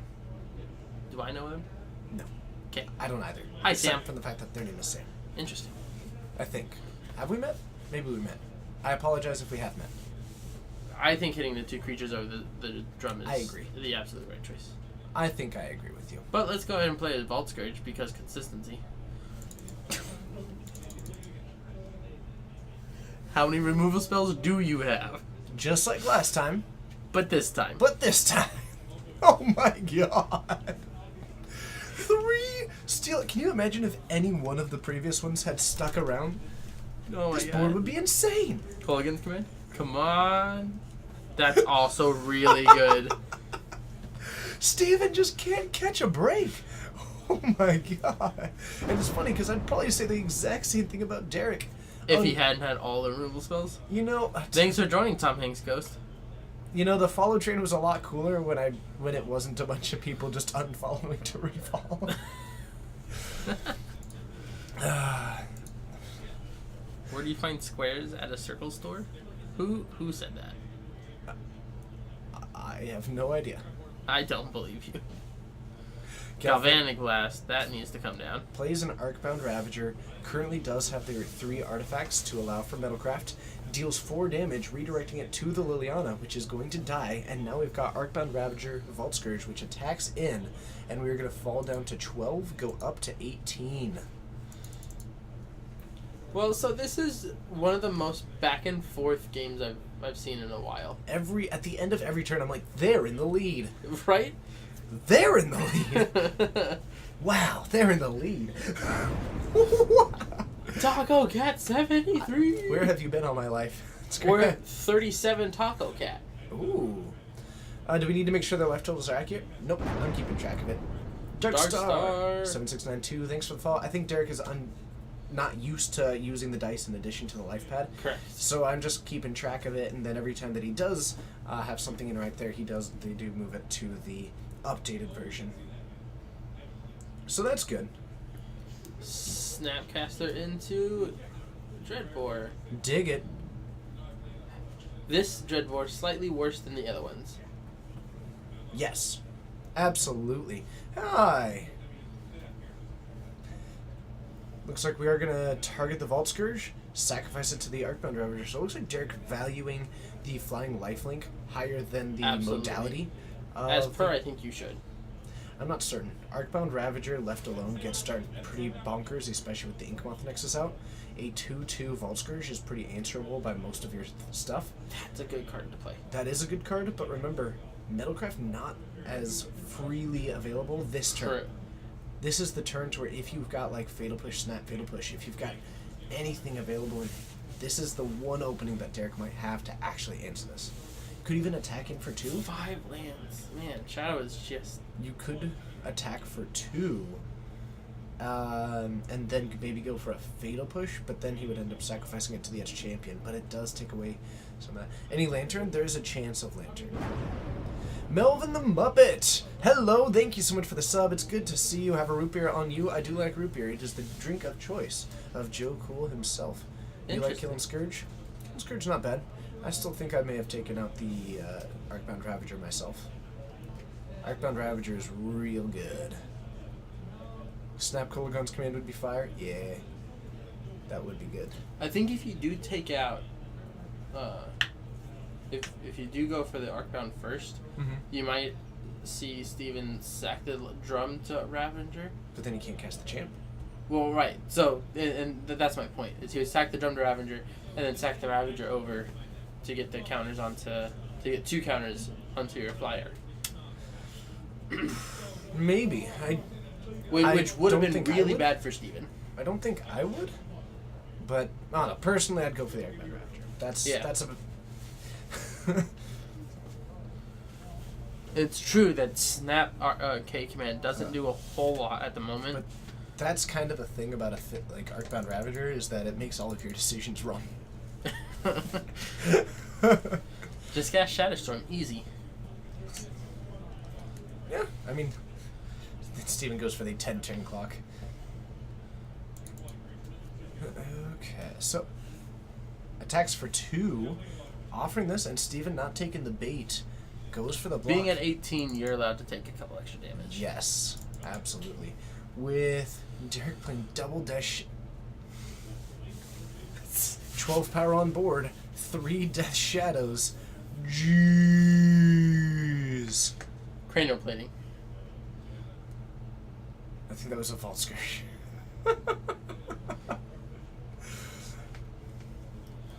Alright, so he's got... Oh, he's got a Galvanic Blast.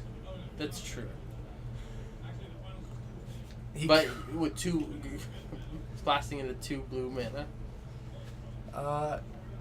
Yeah, the tricky part is it might have Stubborn now, and also just might have a Street Wraith.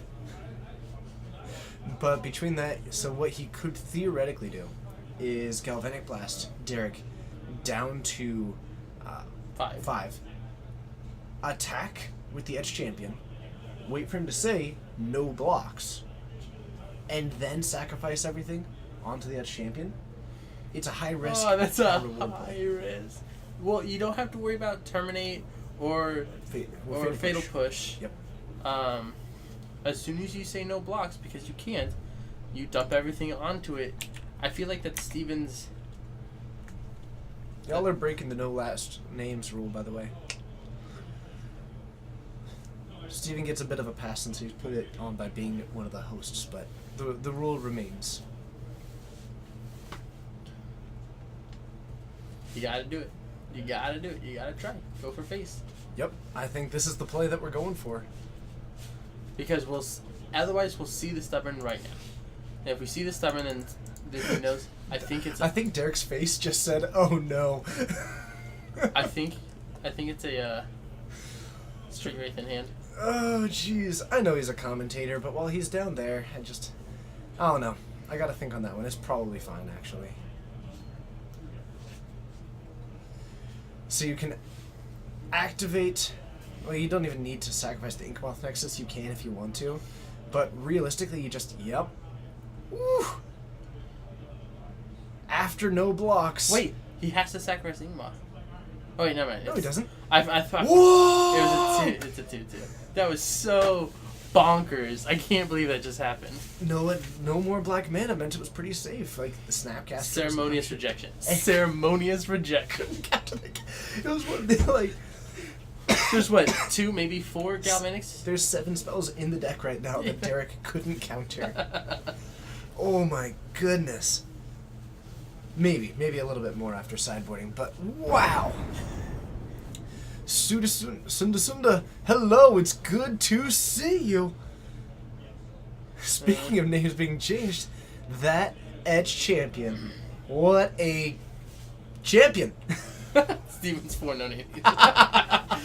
Thanks, Atomic. Oh my goodness. Way to be. Oh man, that was so good. Grixis Death Shadow, like, I'm so glad he saw that. Affinity 1. Steven takes it down in 3. Like, Derek, you, I think, played correctly. Yeah, I don't think Derek did anything wrong. Like, That I saw, like, egregious. Like, there were... yeah, maybe hitting the Arcbound Ravager instead of the Vault Scourge. Yep. But other than that... That might have been what led to this, though. Yeah, But- I mean, that it was the Arcbound Ravager that he didn't kill. Because, no, on the flip side, there would have been a flying 3/3 dealing an additional 3 to 6 damage before you get through it. It's a weird flippity-floop. It's a weird flippity. It's just a weird flippity-floop, you know? So, I don't know. Well, there seems to be only about 5 or so minutes left in the round, but I'll go see if I can't find a game 3. Alright, we'll see what we can do.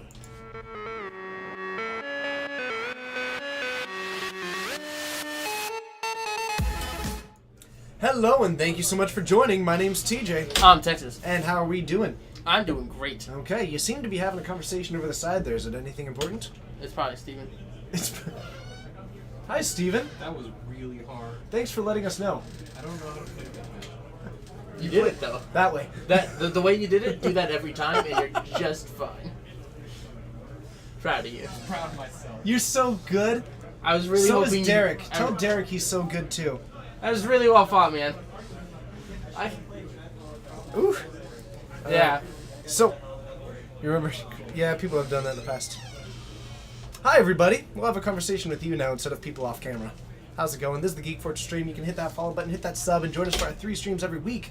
Wednesdays, Fridays, and Saturdays. I do say that, and then suddenly, we may not be streaming on Saturday, but I'll try and have something going up anyway.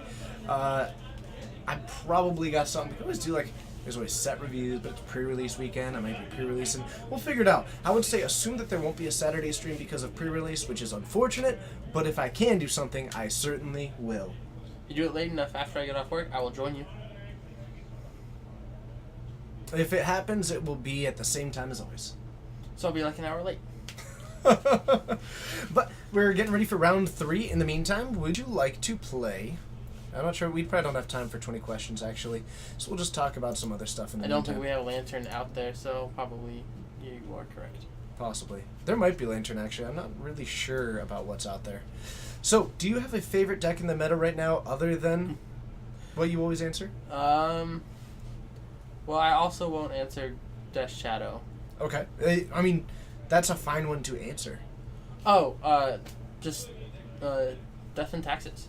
Like, The Rise of Death and Taxes? yeah, that's the been Rise of happening? Death and Taxes. I'm really enjoying that it's rising as much as it is. Yeah, the Hate Bear, Craig Wesco, of course. Yeah. Doing decently well at Grand Prix Las Vegas. Mm-hmm. The deck is... Do you remember, like, the day before this tournament or something like that, he called his shot. He days or within, like, 48 hours before GP Vegas, he posted a new article saying the new face, or, like, this is how you should be playing Death and Taxes in Modern. It was, like, the new guide to Hate Bears. And then he just takes exactly what he just wrote, shows up at the GP, and, what, top 8s? Yeah, top 8s with it. Yeah. Like... Well done. I really like the one that got second place at the GP, the mono white. The mono white one. Yeah. Is it because of the Weathered Wayfarer? The Weathered Wayfarer is like super cool. Like, Yeah. who would have thought that a 1/1 for 1 that has pay 1 and tap it to find a land, and then it wins an invitational? Yes, I mean, different version, but same basic concept. Do I think that Cabal Therapy would fit into Modern? Nope. Alright, moving on to the next conversation. Did you read the full question? Doesn't matter. I've made you a Scred player. How do you even play the Death Shadow matchup? With a lot of relics. With a lot of relics. 6 or 7 is probably the number you want to be running against Death Shadow. Relic is basically your best bet. Lots of those, and Blood Moon is pretty good. I might almost run a couple of Simian Spirit Guides in Scred right now. Without Probe, it's not as good, but it's still good. Yeah. I like this mono white list because it's got 4 Blade Splicers, 4 Throbbing Inspectors, and I really like Sarah Adventure. Do you? I do. Okay. I've never been thrilled with Sarah Avenger, but it is pretty solid. Well, just being able to Violet in a 3/3 on for the Violent 2 is really good. A 3/3 on 3. Flying Vigilance too, but I mean the main deck Mirror Crusader is really solid. The Blade Splicers are good. Leon and Arbiters, of course, like Leon and Arbiter and Ghost Quarter go pretty nicely together. So that's solid. Thraben Inspector. Like Thraben Inspector is really the card is a lot better. It's one of the better like white weenie cards to be printed in a long time. It really is. And you're seeing it in decks that aren't necessarily white weenie decks. Mm-hmm. Just decks that want a really good turn 1 play without sacrificing really Card much advantage of anything. in white. Yeah. Heck, that's not bad. You're back. Who won? Affinity won. Affinity took it down. To be named. It's time to give you your brand new name. Do we have to do it right now? I think we need to like. You think about you it. already know my vote. No. Oh. Well, I do have a vote, and it's to keep it exactly the same.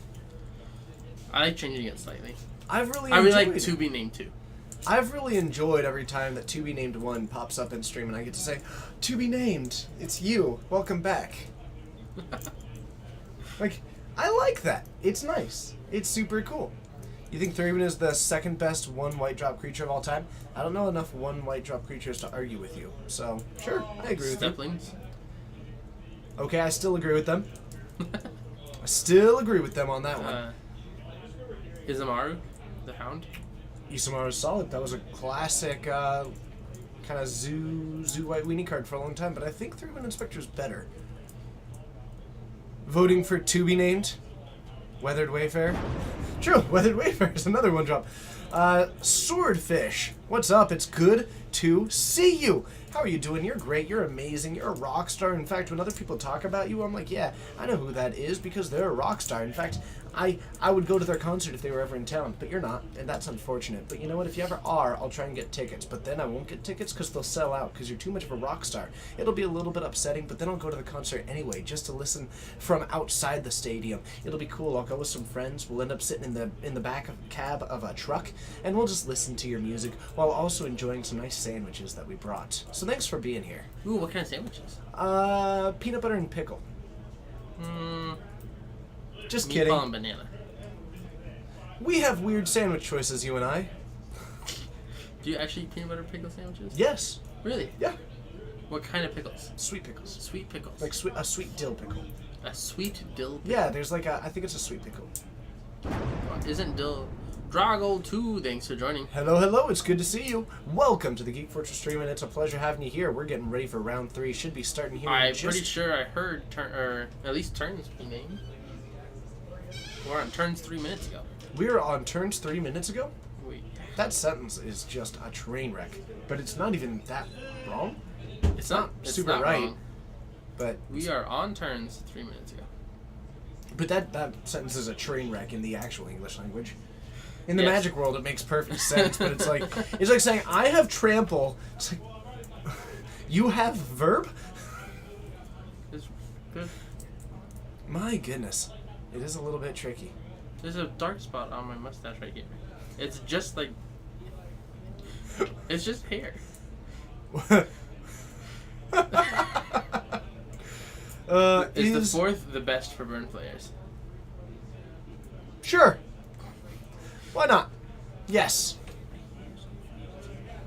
What are you? Fun fact: the new cameras are going to fix that. Oh yeah? I won't have fuzzy hair? Yep, they are significantly better at some color stuff. Anyway, yeah, the new cameras are going to be excellent. We should be receiving them next week. I'm excited about it. That's I'm hyped super about exciting. It. Yeah, they were on sale. So I saw them and decided to spend like, I don't know, almost $400 on cameras or something like that. That is a lot of money. It is, but it's going towards awesome stuff, and I like awesome stuff. I am a big fan of awesome stuff. Right? So it's going to be cool. We're going to have some new cameras. We're actually just, like, before the stream, I was working on stuff. With, yesterday, I was working on some stuff. The day before, I spent a couple of hours working on stuff. The day before that, I spent a couple of hours working on stuff. Man, I have been working on some stuff. True, I've seen him working on some stuff. I haven't seen what any of the stuff is though. He likes to keep it under wraps. It is fun to keep it under wraps, mostly because it means that I can develop them without, like, promising one particular thing or another, and I can just develop them as they fall into the priority list within where we can kind of... That way people aren't harassing you like, hey, is this specific thing done yet? Exactly. I get it. How did this stream start? We turned on a camera and we sat in front of it. Does TJ own the card shop? I don't even work here. Not even a share. Is this new stuff Project X? No, Project X is actually happening simultaneously.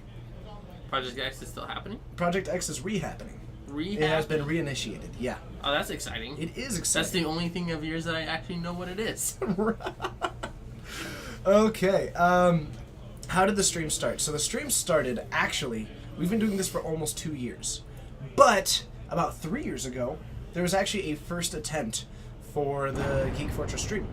Bao GCG, whatever that is, Beal. Hi, welcome to the Geek Fortress stream. It was put together by someone, we didn't put as much like time and effort into it. We basically had the exact same intent that we actually started with for this one, which is that when people are unable to show up for this week's Modern Tournament or whatever, they could watch it from home if they weren't able to make it out.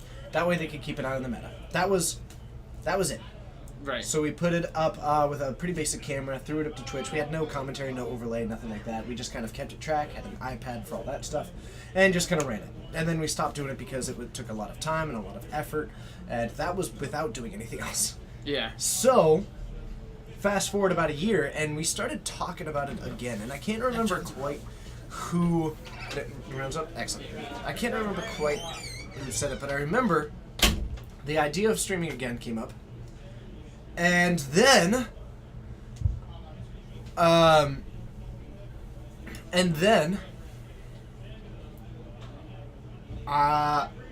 decided that I wanted to do commentary. That just kind of came up. Justin wanted to do commentary, and so we had a perfect storm of a owner who was okay with it, players who were okay with it, a couple of us who wanted to do commentary, and someone who was excellent at the technology to be able to put it together. Twitch 2114, thank you so much for hitting that follow button. So we went live on a modern tournament. It was the two of us sitting back here and just talking exactly like we intended to the people who weren't able to make it that week. And it was a lot of fun. It was a really good time. And we just kept doing it. And so we did this every week, and it was a ton of fun. And then I started kind of, the different co-hosts started kind of switching out as their time and stuff allowed, but I kept falling more and more in love with it. And we kept making small improvements, so we changed the overlay a couple of times. I got a good one.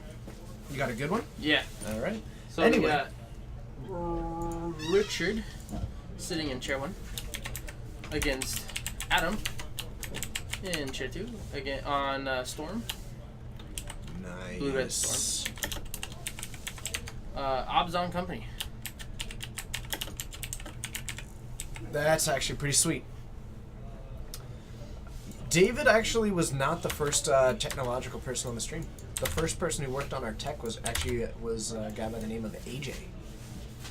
What is my full-time job? I work at a local city doing some of their permitting work in the building and planning department. A local city sounds really odd to me. Well, it's a city that's local, so I guess I work for a city that is local to us, but likely not you. Right, no, I understand what you meant, but it just, the term local city is like, I work for the city, even though, there's a lot of cities in a small area. I don't know, it's just a weird wording to me. Let's head on down, round 3.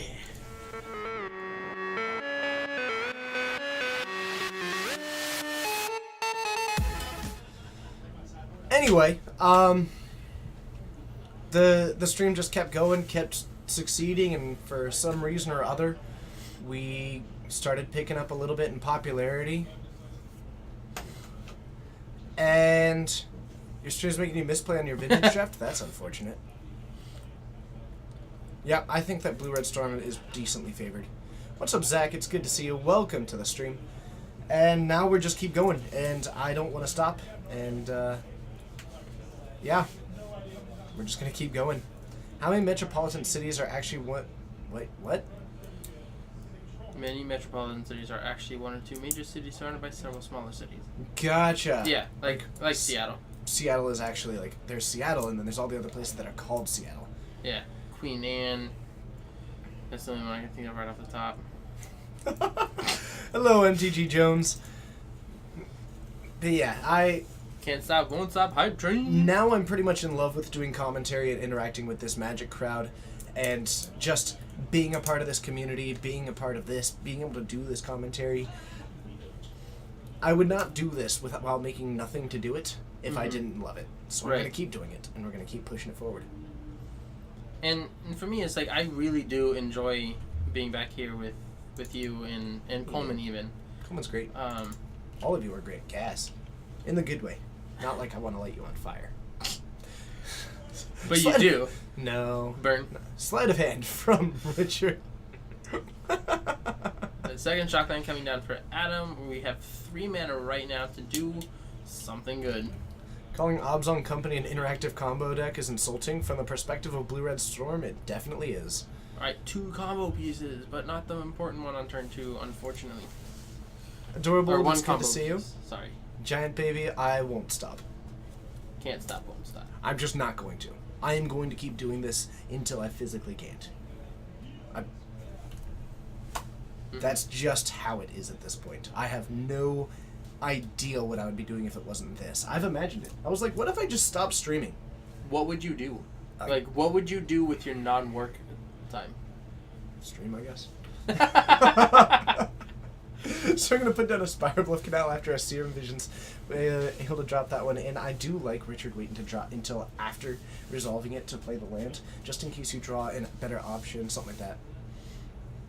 There's very few better options on turn 2 than Spire Bluff Canal. Mm-hmm. Wasn't Doro talking about Spire Bluff Canal earlier? Yes. Here you are, Doro. No, they're talking about Canal because, never mind, that's a reference to the home stream. Would I take a job doing commentary for Wizard Star City? Yes. Attack for 2 with the Duskwatch Recruiter. Looks like we're going to be at Solid 18 attack. all, bringing it across the field to a land of aplenty. There was 3. Exalt the trigger. You know what's interesting? What is interesting? Never mind. Also, he shocked 3 times, so he is at 14. Yep. Also, his opponent's at 17. Going for a Cord, looking to find a 2-drop. We don't fully have the Looking to combo find a yet. 2-drop. Finding the Vizier of Remedies, which means that Adam is one card away from actually just winning. Does Storm... But that Revolt? one card needs to have haste. Yeah. Which actually, last I saw, Adam was running a one of Mogus's Marauders. If you remember that from Theros. It is a 3 CMC card that when it enters the battlefield, X target creatures gain haste and intimidate until end of turn, where X is your devotion to black. But you can, if you were to say company and find Mogus's Marauders and Devoted Druid, you can just give the Devoted Druid the haste. He's like, I think it's bad. Actually, the intent would not be to leave Geek Fortress. I would just do both. And then we'd have a true star in our rank. Yay! MTG Bot will be back momentarily. Thanks, Dan. Dan, you're great. Isn't Dan the creator of MTG Bot? Yes, Dan is the creator of MTG Bot. Thanks, Dan, for creating MTG Bot. Oh, uh-oh. We're ritualing for a grape shot. Mini grape shot. I love it. Taking down the Vizier of Remedies and the Viscera Seer, probably because the name is so close, sacrifices both of them so that he can just get the scries out of them, and now all you have is a Devoted Druid and a Noble Hierarch. Insidious Rain. Thank you so much for hitting that follow Did button. you just draw the Mogus? No, Ronus. Those are different. Are they, though? A baby grape! A baby grape! It's a grape juice. Just a little juice. It's like a Capri Sun of a grape shot. You think it's gonna be real cool, and then it's gone. But it was. But it The was storm cool. count was 3. He did 2 damage to the Vizier and 1 to the Viscera Seer. I think no. Storm count was just 2. I think. Oh no, did have that. Actually, I think storm count was 3. It was 2. No, it was 2. Isn't the Vizier a 2/1? I don't know. Interesting. Do we have ways of looking it up? Yeah. Interesting. Must have just pointed it to be certain. How much do I have to go? There's a Revidus. lot of them. Here, I'll... Don't care. So Eternal Witness on the battlefield. Richard with a 4th land. Adam untaps. Doesn't have any way. Do we have a Fatal Push? I'm not certain. I think that's a Mogus's Marauder. It is a 2-1. It was storm count 2. Yep. You're fine. So we have the Kitchen Finks come down. That is going to be another 2 life that Adam gains. Oh, apparently there's some Marauders in hand. Yeah, I think so. The Mogus's Marauders. So it's gonna remand the Finks and then replay the Finks. Because creature spells cost 1 less. So good. Yep. But now he's cast 2 spells, so it flips. Correct. So we are up to 16 at the moment. Richard down to 9. Is that the after beginning of the end step or facilitating this beginning mana of base the as well as that upkeep? attack. It's the next upkeep. Okay. Yeah, the grape shot definitely did. Yeah, Keep out absolutely. from just losing. The Mogus's Marauders. The haste on that is just so funny. Look at this card. It's just some tech. It's just some tech in the deck. Is it good? Unclear. Is it hilarious? Is it good? The answer's no. Absolutely. I mean, probably. But I would be almost certain that the vast majority of company players haven't tested it in the deck. Yeah. We got tacos. Thanks, tacos. So, at the next upkeep, we do transform it back to a Duskwatch Recruiter. We do have the Kitchen Finks at the moment. The amount of pressure that's actually on the board right now is pretty substantial. There's 7 damage, and it's not going to be transforming. Otherwise, it would be 8. But Richard not looking too well. Yeah, he's not doing a whole lot. No. Thought this was going to be a little bit better for Richard, and it's My bad, tacos. It's not. It's interesting. The mini grape shot looked really solid, but I think Adam's just been enacting this game plan, and Richard not dropping down either an Electromancer or a Baral Chief of Compliance has just been pretty devastating to Richard's game plan, because that's such a huge. I mean, it's the reason why they no longer need Pyramid's Ascension, is because now they have enough of them to not require it, and you theoretically are supposed to have it. But it just does not seem to be happening right now. Richard not being able to have a Goblin Electromancer, not having a Parole, is just... Like, Richard has got an enormous amount of gas in hand, but no way to actually convert it into what he needs. Like, Absolutely. He's got cards that are medium right now that could be incredible if they all cost 1 less. Mm-hmm. And in the meantime, Adam's just sitting there with 7 damage casually in the field. Chalmers?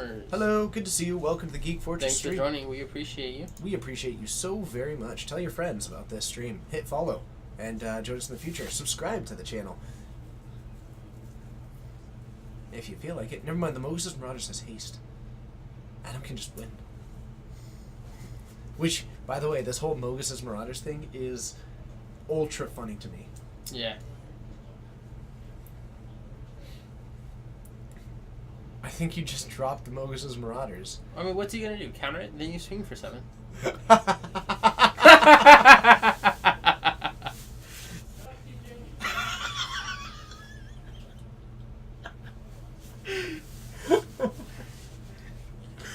Oh, Mogus's Marauders. Oh, jeez. I think he heard you laughing. He said, "Shut up, TJ." I know. He thought it was me. No, but, like, that card is so great. That card is so great. Oh, my goodness. So the Remand takes it down. So no luck there. We're back to 1 for Richard, and we've got to make it happen this turn or nothing. He got the Mancer. No. No! Well-timed remand for the win.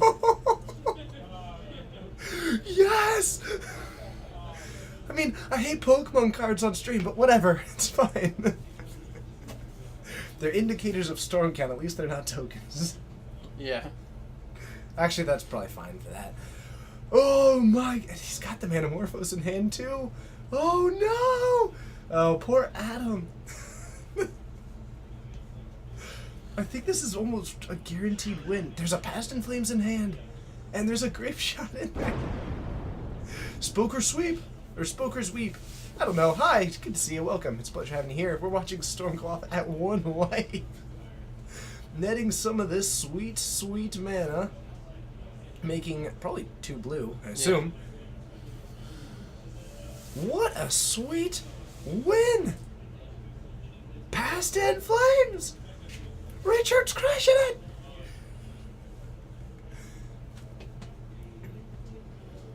Nice! And Adam picks says, it up! nah. There's enough... Oh, yes! What a win for Richard! That is amazing. From 1! That remand. That remand. That remand. That remand. That remand! But I love the, what does that do? It's pronounced... That's really funny. Putting a putting it in text as how to pronounce it is funny. Okay, so we're gonna head into. Oh, that was beautiful. That was absolutely beautiful. How am I feeling? I feel fantastic. Grapes gets it. That baby grapes was well timed. That baby grapes grew up. Baby grapes grew up. Yep. I think people assume that I recover a lot worse than I actually do. No, it's not you specifically. I woke up at 5:15 feeling fresh. Went about my day, still feel great. Yeah, I mean, you're young. That won't last. Sure. But for now, I'm great. Absolutely. You really enjoy Storm. Such a fun deck. Oh man, Storm's sweet. I would enjoy playing it, I think, but it's one of those maybe only a couple times because I actually don't want to think that much when playing Magic. Baby Grapes did 10. Baby Grapes did 1,000,000 because Adam picked up his cards. Yeah, Finocchi, we got 16 unique decks tonight. Is Finocchi a type of pasta? Interesting. I have no idea. I'm wondering where that word comes from, and it sounds Italian, and if it's Italian, then it's like probably a pasta. Oh, don't get me wrong, Rip. Like, I still think while playing Magic, but playing Storm I would have to think more than I'm comfortable with. Everything's subjective. Well, not everything, which is subjective to say. Well done to Richard. As a quick note, of course, please do be kind to our players. They're kind enough to volunteer their time on stream. Thank you to Adam and to Richard, both of them doing some pretty awesome stuff there. Adam almost putting it together, and then Richard taking it down. Had to be exciting to take that down. Yeah. Very cool. But yeah, as always, questions, comments, and feedback are always welcome. Thank you. If you do have those things, please do make sure to keep them constructive, either to the players or to ourselves, as opposed to destructive. Everyone who you ever see on this stream is doing this because they are volunteering and wants to do it. Mm-hmm. The players are willing to be on stream. Yeah, Texas here is willing to be here with me. Yeah, it's every single time I go out there, it's not like you and you on stream. It's, do you mind going? Exactly. And if they say no, then I just move on. Exactly. And this isn't anything in particular. It's just a quick note to always toss out that reminder. 100% of the people are here because they want to be. And so if you could help me develop that community by keeping it in a constructive and positive way, as well as we just do try and keep it family friendly, that is always wonderful and exciting for us. Yeah, and it's also one of those, I don't know how many of you guys have ever played on a camera before, having 400 or so people watching, whether you know how many are watching or not. It's one of those, like, you really do, it really does affect you the first couple times. Like, at this point for me, it's like, I've done it so many times, I just play Magic when I'm on camera. Yeah. But I've seen other players, like good players who I've seen play really well, make simple mistakes just because they're... It gets in your head. Yeah, it really does. Absolutely. Absolutely.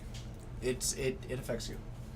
I think I've gotten used to it for the most part. Yeah. But Also, being back here commentating and, like, actually talking directly to people, or indirectly to people. being able to see that definitely the helps. chat's like real people. Yeah, real people, and not even that. Like, 99.99% of the time, it's good people. Good people. Who just want good Magic and good conversation. Oh yeah. Chat, you're amazing. Let's see. Thanks, Fortnites. Amphi 1511. I do play Naya. I play Naya Bushwhacker. I keep meaning to put my list online. As soon as I do, I'll tweet it out. So go ahead and follow me, Wildling Nicole, on Wildling. Twitter. Dragonfire is 0909. Thanks so much for that follow. Adam kicks things off with a relic. That's a pretty good way to start. Yeah. And a Devoted Druid. Mm-hmm. Ooh, and the Brawl early coming down. But no red sources yet. No red sources yet. And also this relic, Adam can hold up a mana. It shuts down some of the resiliency of this deck because you can take down either the Past in Flames or half the Gifts Ungiven pile. And Adam, Oh, man. goodness. holding up 1 mana for the relic. Adam might just have the turn 3 win. Isn't this infinite mana right now? Yes. But Adam needs to have something to do Oh with it. yeah. Mono green,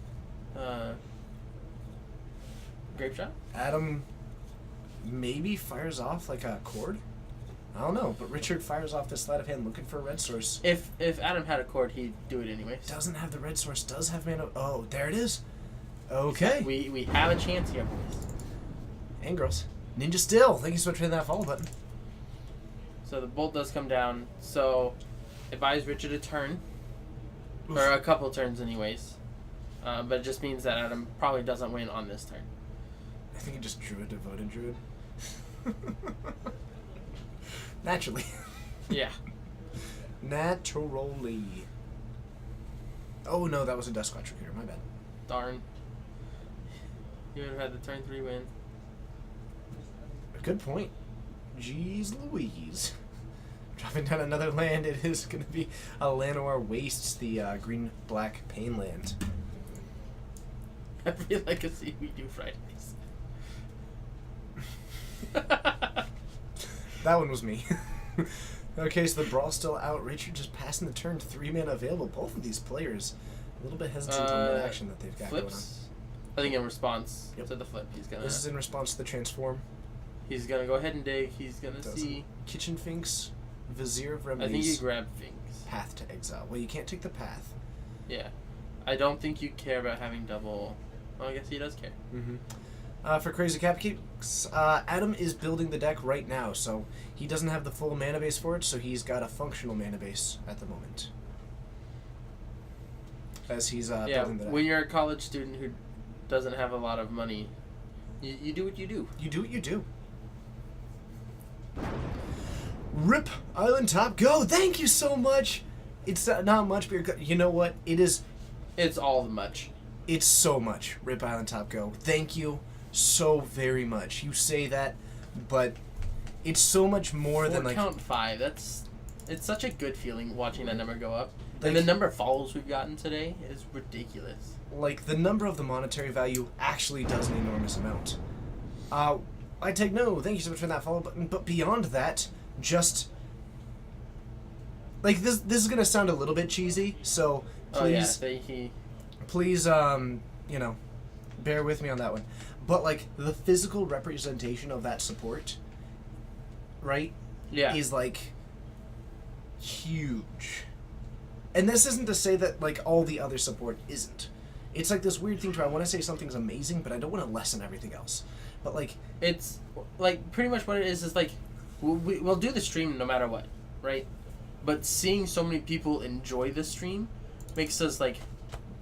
want to be here every single week for you guys.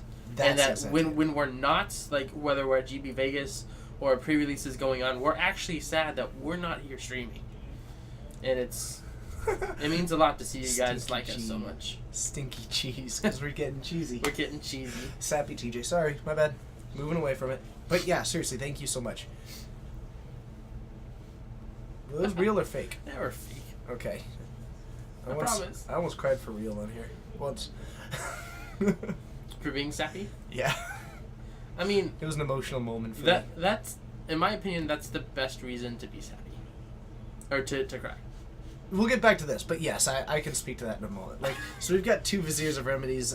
We've got the... We got a company. The Howler actually does reduce the cost of these creatures, which is why Adam's only able to pay 1 for it. We might be going for... a Kitchen Finks. Nice. I don't like it. You don't like it? He has a company in hand. Yeah, but now he's got a Kitchen Finks that can't die. Right, but Storm doesn't care about your creature dying. Nah. We're gonna see a remand probably too. Probably. Does seem to be the case. So that, I guess, the Finks isn't too bad, because that means That's awesome. Collector Company's not gonna get remanded. We had a Deathclaw player here at the store. So in response to it... yes, okay. So taking that one down, and then we get to get... because he got to draw a card, then discard a card because of the Baral trigger. So in response to the Baral trigger, I think he did... tapped the relic to take out the remand. Well, yeah, but he drew 2 cards, then discarded 1. Well, he drew a card for the remand. Doesn't the brawl Why happen would it first? No, because then the card isn't countered yet. Okay. Yeah. I'll You draw a card and then it's like, oh, because that's like part of the spell resolving. So now it's countered. So Baral's like, you countered a spell. Good on you. Take a card. Oh, but get rid of one. We can't be too smart here. Gift ungiven. It's like Baral's actually all about white elephants, as it turns out. Mm-hmm. He always loves the Kaladesh Christmas party. So we've got a Serum Visions from Richard draws a card, and then we're going to scry 2. Looks like putting both of these on the bottom, so Richard is digging for something, or at least that's not what he needs. Oh, the filtering is great. 2 mana available. Bubun 2015. Thank you so much for that follow button. Baboni. I'm pretty sure it's Baboni. Possibly. Bobone. Baboni. It just seemed That like was something good. that needed a double snap. I think it added to it It really did. in a way that it didn't have before. Non-tangibly. Not There. tangibly. So Duskwatch Recruiter, 2 of these Viziers, and a Relic hanging out. Max and relax and all cool. Shooting some b-ball? Yeah. So one thing that Adam could have done, and I think, kind of, you were talking about him casting the Kitchen Finks, he could have held on to this, gone for an end step Collector Company, because then if it gets remanded, he gets to untap, recast it. Mm-hmm. But 2 in hand now? I think he's got 2 in hand now. 2 companies? Yeah. Interesting. The fact that it doesn't Nope.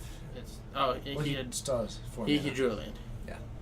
Still has 4 mana available, so I think now He we're... doesn't have 4 mana because the thing didn't flip, so he had to pay 3. Transform. Transform. Thanks, Atomic Taco. Yep. Okay, so I think he was under the impression that he could do both of those. Yeah. And now he's probably... That's Wishing a he little bit had. unfortunate. Might be okay, though. But I think you're right on that one. But he does have the mana to filter through the top 3. As just a general note, Adam is also extremely new to this deck. Previously, he was playing Eldrazi Tron and regular Tron. Yeah. So this, I believe, last week is when he first told me that he was just building the deck. Right. So, still learning some of the ins and outs, getting used to all the different things. And because having this deck's got a lot. a cheaper mana base doesn't help. I don't think it's I hurt him think too we're bad. going to try to go off here. Looks like it. We've got a 1 mana ritual making 3. Yep. He's getting out the Pokemon cards. 1 storm, 3 red. It's time to fire off. Adam does have the relic though, so you gotta remember that. So what we might see, and it's similar to what Temporal is saying right there, is that what you do is you just kind of you soft cast, right? You go for this, and then you just go for a mini grape shot, targeting the variety of creatures to where, you know, you try and set up to where Adam is gonna try and go for it, but you maintain some of that gas in your hand. But actually, there's also just a chance that you go off without even needing the, without needing the graveyard. It's super unlikely. You're likely to end up needing some of it, but Especially with your opponent being at 19. well, the nice part is actually Adam has got a remand in hand, so what he can do is grape shot for like say 9, remand it back to his hand, still have the other copies, and then cast it again. Yeah. So he can get multiple storm triggers off of that, and the remand is probably what's going to facilitate this if Richard is able to pull it off, which is also a super cool play. Remanding your own grape shot is like gas. It's gas. So lots of blue, lots of red, still 2 untapped. You also still yes. Man, let's just look at Baral because of how cool he is. He's a pretty dope dude. Yeah, in the story, not. But on a card, yes. Yes. You know, I would say Brawl's just doing his thing in the story, but he actually is not a nice dude. No, actively not nice. Yeah. Actively uncool. Goes out of his way to be not nice. He breaks the rules to enforce the rules. Yeah. He's like a bad boy, good guy that's actually a bad guy. It's a pretty conflicting character. Yeah. What? Igor Ninja. Hello, it's good to see you. Thank you so much for hitting that follow button. And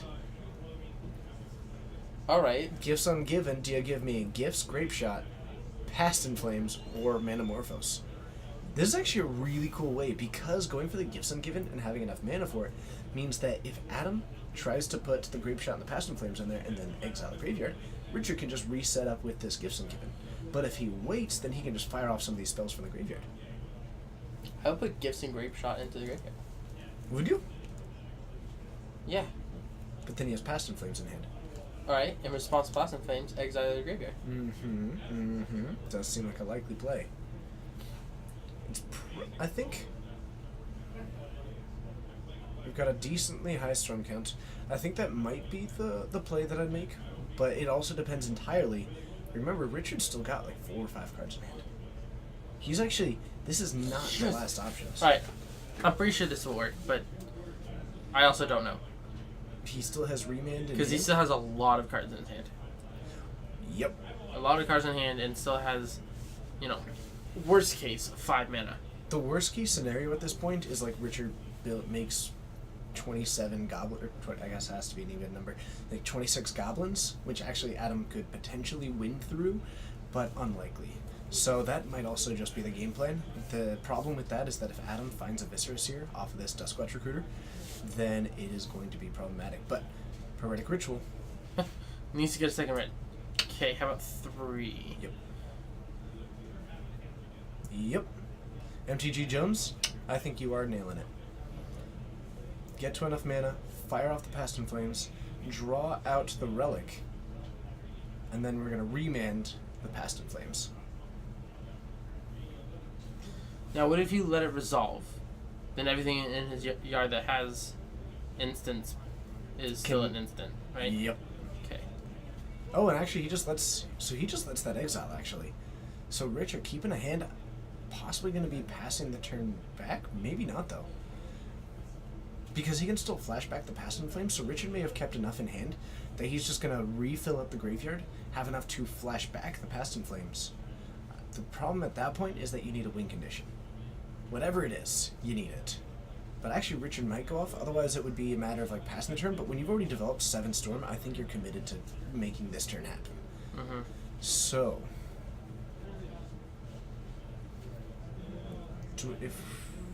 I don't think he has a Grape Shot in hand currently, but we are going to get to draw a card here. Oh, he's got the Cord in hand? Okay.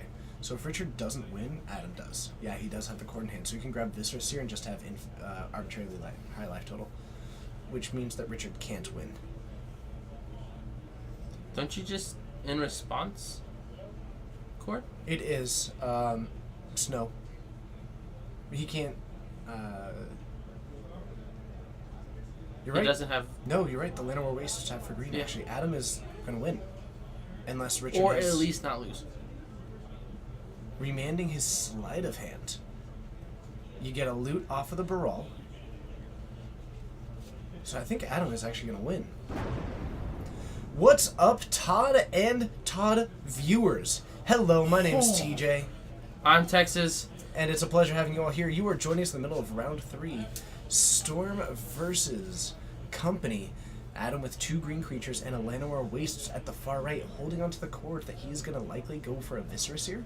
While Richard, trying to storm off, gets to 11, and it is tragic that we are fighting this far for potentially nothing, unless Richard if he goes into another remand, though, there is some potential to where if he goes for this, takes the win, if Adam then goes for the Company, Richard would have the option of maybe going for another remand to stop it. But this is going to get down to the wire. Hello, everybody joining from Todd. If you haven't yet, hit that follow button. Join us in the future. You won 10 in a row with Value Town. Nicely done, Todd. It's good to see you. We should work on that project of ours soon. Let's talk. But in the meantime, stay amazing. Enjoy your evening. You certainly earned it. And Todd, as always, I can't tell you how much I'm just a fan of who you are as a person. It's been awesome having the opportunity to know you. Hi, Todd. And hi, Todd. Storm count 12. Fighting through the Relic of Progenitus. Richard is... my goodness. Deflator 0124, thanks for following. We appreciate it. Really do appreciate it. It's awesome having you here. Going for another Gifts Ungiven. Adam's going to have to fire this one off. Remember, Richard running a little bit light on mana right now. But,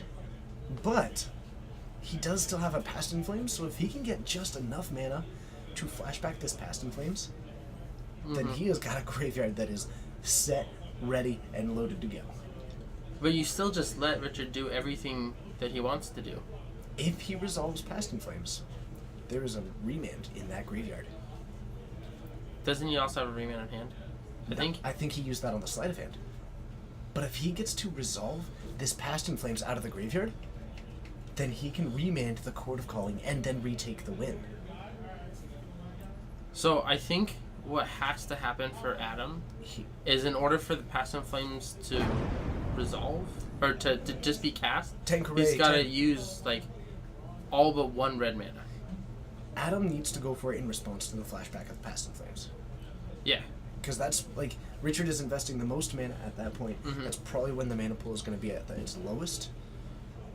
That is when he needs to go. If he waits any longer, then that remand is going to take out the company, or the Court of Calling, I'm sorry. Yeah. Oh, man. Yeah, Sigarda's great. Sigarda's so good. That whole deck is sweet.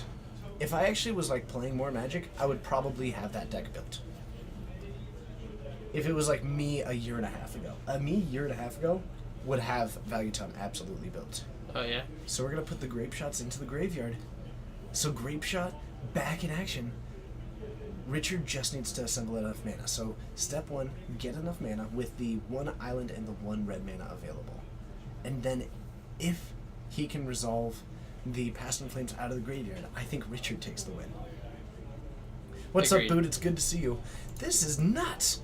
Oh my goodness, this game is so close. It is going to be a... Do it now. Do it now. He has no blue mana. Yeah. Oh. You have to do it now. He has no blue mana. He's doing it now. Yeah, I know. I'm excited. No, but it's a Court of Calling for 1, and in response to the Past in Flames, Storm count 14. 1 red left. If there's not 1 bolt left for Richard here, he is going to gain arbitrarily life, and Richard, all that work, picks up It's just... Okay. No! Oh my goodness. What timing for Adam. Oh, you had some really sweet games. That's actually... Oh man. I've actually thought about Prodigy for Liberty. Thank you so much for hitting that follow button. It's a pleasure having you here. Is there a Rogues Gallery YouTube channel? There is not a Rogue... Oh, wait. Yes. But no. Oh. Shh. Anyway. What is Value Town? It's a green-white value deck that mostly is identified by the Corsair Crewfix, which is playable in that deck. It gets to run such things as Azusa, Ghost Quarter, and Crucible of Worlds. That was ridiculous. I'm like... Oh my goodness. I feel so bad for that the Storm player. He did really well in going off. He did so well. He sequenced everything so right. He fought through it really great. He fought through the Relic really well. He used his remand in an interesting way that I didn't expect. Made it happen. Set himself up to have it. And then... Mm-hmm. all of that for Adam to have the company and have the right time to play it. Soon to be... Oh man, yeah. The new Crucible of Worlds creature might be Todd's new favorite creature, is my guess. Which I really tried to open one at the pre-release, but I didn't. Oh, no? No. Caesar Dark. Close enough. Hi, welcome to the Geek Fortress stream. My name's TJ. I'm Texas. And you're joining us here in round 3 of 4 for our Wednesday Night Modern. We do this every Wednesday, every Friday, and every Saturday. Asymptotic. Asymptotic. Thanks for joining. Yes. Expo Gamer 21. Thanks so much for hitting that follow button. It's a pleasure having you all here. Feel free to also subscribe to the channel if you ever feel so kind, just like Putrefaction. Thank you so much using that Twitch Prime 7 months in a row. You are amazing. JetFarm19, thank you so much for hitting that follow button. You're amazing, you're great, you're incredible, and I appreciate you hitting that follow button, joining us here. What a great day it's been. I was here, gone. Ah, look at that? Now it's showing up. If you get to 12 months, do you get a free sandwich? I will contact your local deli and plead your case to them. Oh, man. No, but Todd, I hear you. I hear you.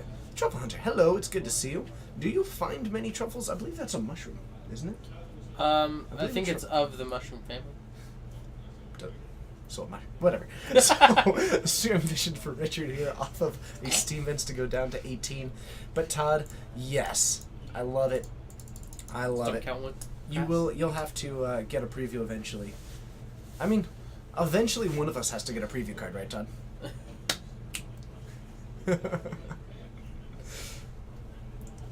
We have turn 2 Baral. Adam, if he doesn't have a fatal push here, He just drew a path.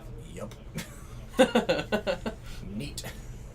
Have a good night, MTG Jones. It's 11:45 in St. Louis. Have a good night. You're great, and thank you, MTG Jones. I appreciate it. Do you have How many players? Play the Druid. We had 27 players today. Yeah, 27 players with 16 unique decks. Yep. It's your boy Hunter 2. Probably should have gone for the path this turn. Except if you go for that, then Richard can just untap and go for gifts. But no, that's fine. I think I would have gone for it then. But that's okay. It's not going to punish apparently. Old Dirty Bone. Old Dirty Bone. Thank you so much for hitting that follow button. Except Richard now might be holding on to a remand and gets not only the loot, but gets to do it for 1 mana, where previously Adam might have had the opportunity. But Adam could end step this to force Richard to commit any resource that he has. Then if Adam does have the Vizier, he's wide open for it.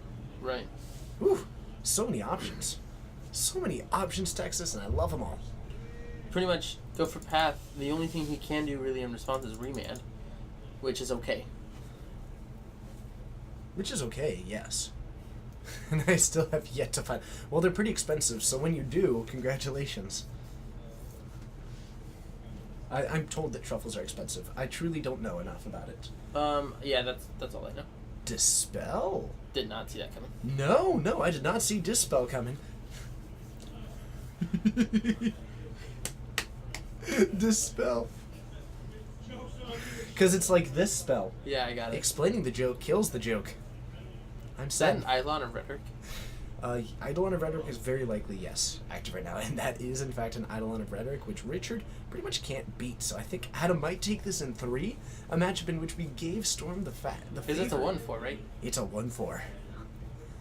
I think Adam needs to not overthink it. Oh my goodness. You have a store that's 35 players every third. That's awesome. Gabriel, that's very cool. Well, I guess he's not really overthinking it because if it gets remanded, Richard did go off last turn with only 3 mana. Right? But what's your other option?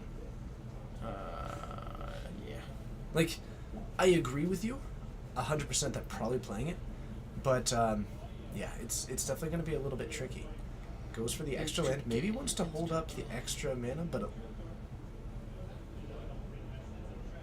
Chord for 2. Taking the infinite mana combo. Dispel. The Eidolon would have done it. But the Dispel Well, takes he down might the still have a card. remand. Might, but having a remand and 2 Dispels, that's not a hand that I would ever keep. But going for that one would have been infinite mana, to which then he could actually do pretty much whatever he wants to. But instead, Richard gets the Dispel on that, as opposed to... Oh, man, if Richard wins here, that's It's going to only be infinite heartbreaking. ring mana, though. Richard, nicely done. 2 Dispel, working, and actually has a Grape Shot in hand. Oh, man. You haven't played Breath of the Wild yet? I haven't either. Me neither. Actually, no, I've played about 5 minutes of it. That's 5 minutes more than me. Ooh, fancy me. I like it. I like to swing in for 1 for dominance. I really enjoy attacks like this, which it's such a small thing and it looks kind of obvious, but there's something beautiful about free attacks. Mm-hmm. Like, Does he not have a third?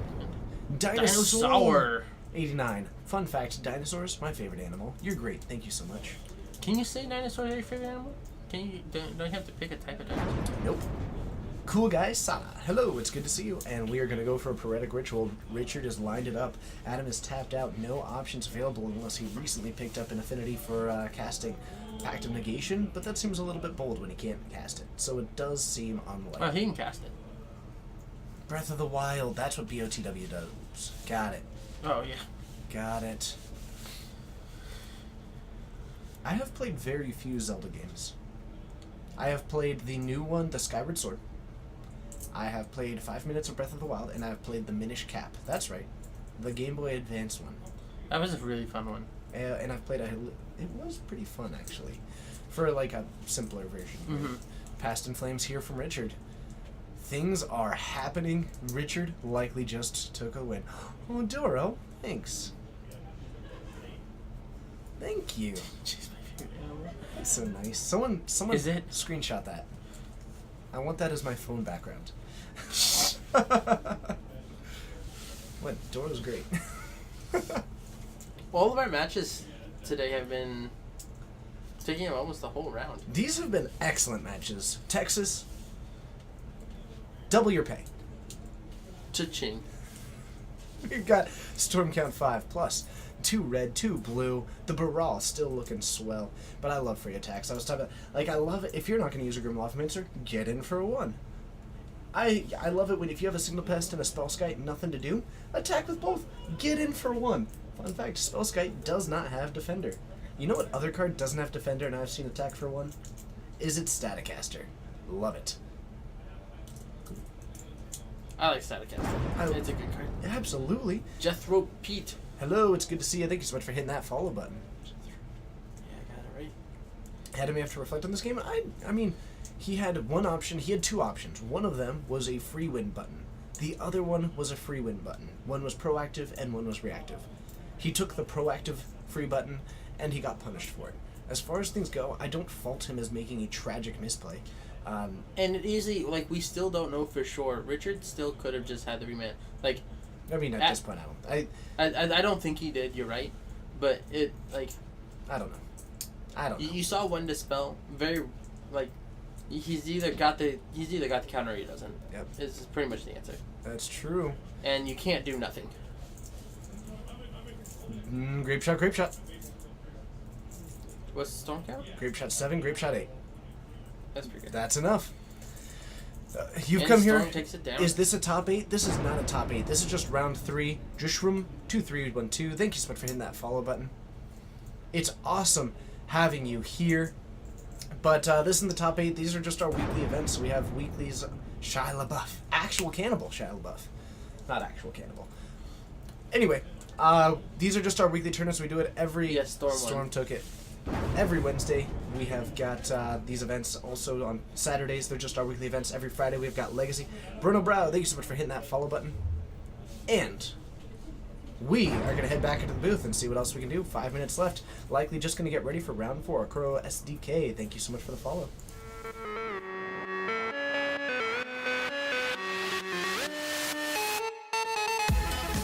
Focus he quartered for.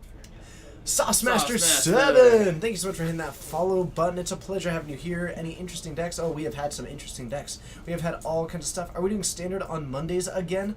Now that Standard is sweet again. I am very much investigating that. Mighty Hamad, thank you so much for hitting that follow button. I would Todd, like we are to. trying. The logistics are difficult. Logistics are simple. I need Standard players. Well, I mean, the Consistent. problem that I see that we have right now. I could do it tomorrow. What? I could if tomorrow was Monday, I could do it tomorrow.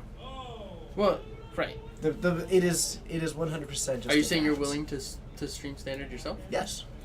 I stream everything. Well, you were before saying that you weren't willing to do it. If it Sundays I can. Okay. Oh, I see. Yeah. Sundays I cannot. Is this a shop? Yes, this is a shop called Geek Fortress, located in Snohomish, Washington. Have we seen Sahili, Jeskai, and Modern? Yes, we have. It's been. Yep. If someone else It wants top to do 8'd. it. It's top 8 at our 1K. Yep. Yeah, I am pretty excited about all that stuff. Are we doing Standard? Actually, I do think that Standard is sweet again. It looks really cool. I'm going to be doing a lot more research on it, actually, tonight after it. There are more matches to come. We have one more round, so minimum one more match tonight. Depending on how that match goes, we might see a little bit more. Bruja, it's good to see you. Thank you so much for being our featured view of the day. You're a rock star, and plus, anytime with a name that broody, gotta love it. So keep on brooding, keep on being great. It's the little things. It's Garrus. We do like to keep it family friendly, but just to toss out the answer anyway, no, not a thing. Just to toss out the answer there. But yeah, I would like to stream Standard again. I am working on it. As soon as it does become feasible to where the problem is that I don't want to do it again and then cancel it again. Right. That's the problem. Like it's one of if it does get canceled again, then we'll probably never pick back up. Yep. Probably. Unless it does, but I just don't want to deal with that. Yeah. So I am quite excited about it. Hopefully we can get that going. Nightshade Gale, thank you so much for hitting that follow button. Yeah. Standard looks great.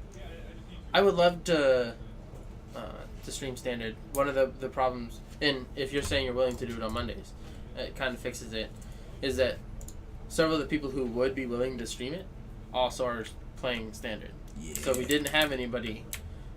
Like, if those people streamed it instead of playing it, then we most of the time wouldn't have enough people to fire. So it was a really awkward balance that we had going. Yep. So Round 4 coming soon. We do this every Wednesday and Saturday for Modern. Wednesdays at 7, Saturdays at 6. All those times are Pacific time, but you can also join us for Legacy. If you like Legacy, everybody likes to leave a legacy. Isn't that right? eh.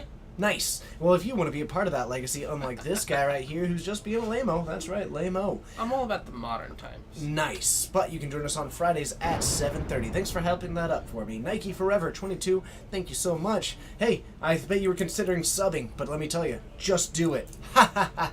No, but I'm not trying to convince you to spend your money unless you have both the means and the inclination. Thanks for being here. You're great.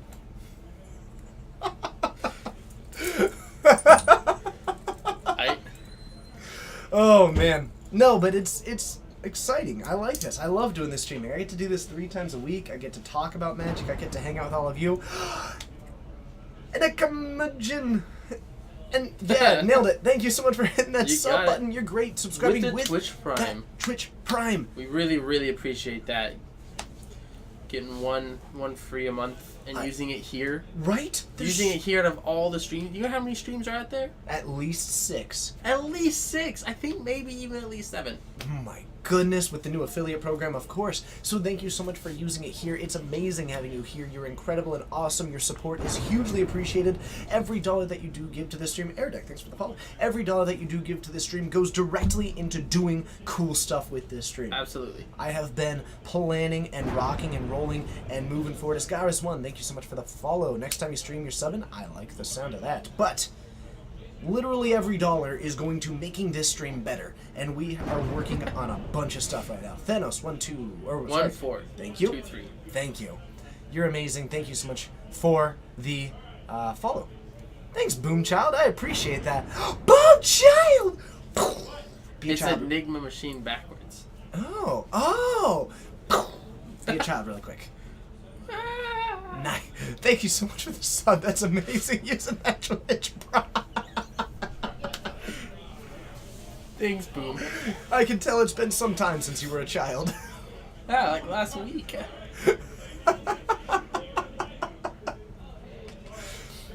Oh, jeez. That was great. But thank you so much. Yeah, we've got a lot of different projects. I've been moving forward with them. I have got some pretty amazing, a lot of this credit goes towards the people who are assisting and helping, and there's a lot of people at the sidelines. Actually, you're one of them. All the amazing co-hosts, the players, some of the mods. Ciao, Baka. Great name. Thank you so much for hitting that sub button. Of course, Ian and David, who are working on some of the more technical stuff, and Oh, yeah. they're assisting me with a lot of different things. I will let you know, when you start Hero. everything up, and you click like 4 buttons and everything pops up, I didn't know that was possible. Actually, we're working on something even easier. Yeah. In fact, we're working on 2 different things that are going to be even easier, so that not only can we make it easier, but we can make it even easier. Like, we're... Jedi Finch? That makes sense. That's really reasonable. Upstairs, downstairs. There was a great song by the Sparks called Upstairs, and it was a song all about, like, what you're thinking about. Like... it was upstairs. No, it's about what they were in your head because they're upstairs. Mm-hmm. So it's like there was someone in the upstairs and because they were stuck in your head. So it's like, why don't you get out of my head? But the Sparks was such a weird band anyway that I can tell you anything about that and you'll be like, yeah, that makes sense. Enigma Machine spelled backwards. Wait, no, hold on. Engine Machine. Whatever. Enigma. Yes, it's Enigma Machine backwards. Thank you so much for following after subbing. That's neat. And Enigma. Wait, they're doing it backwards. Oh, Just like their name. I got it. Oh, I'm tracking. Look at you. Round 4. Are you excited about it? I'm super excited about it. We're gonna get someone sweet. Cool. Try and get the top match first if they are willing, or if it's probably if they're willing, even if it's not such a great match to watch. They earned it, you know. Yeah. When you play hard, you win.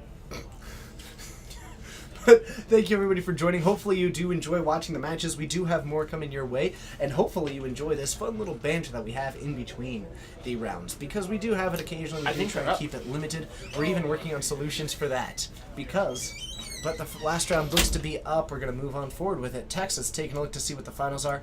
But thank you for sticking with us during this in-between. We do try to keep it fun.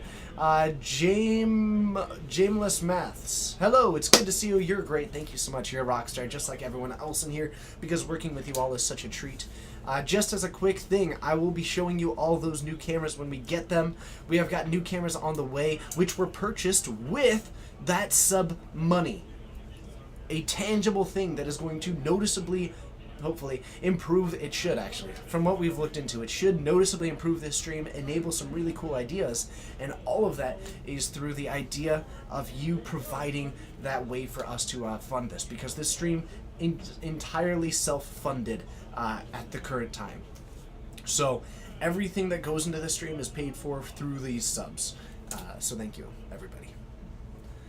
Whew, man. This is fun. I like doing this. Thank you, everybody. Even if you're not subbing, like, I know that I just focused on that a lot, but just to all the people watching, truly thank you so much for being a part of this community. AVR Lightning, you're great. What's going on here? What's up, Zach? How you do? What's up, Texas? Okay, we got Chris in table 1. Yes. Patrick in table 2. Ooh. Chris is on mono green Stompy. Really? And this is like it's almost Cheerios. It's eggs? a Sigarda's egg. It's Sigarda's aid with obviously equipment. I mean, this is not the top match. I think the top 4 matches didn't want to go on stream.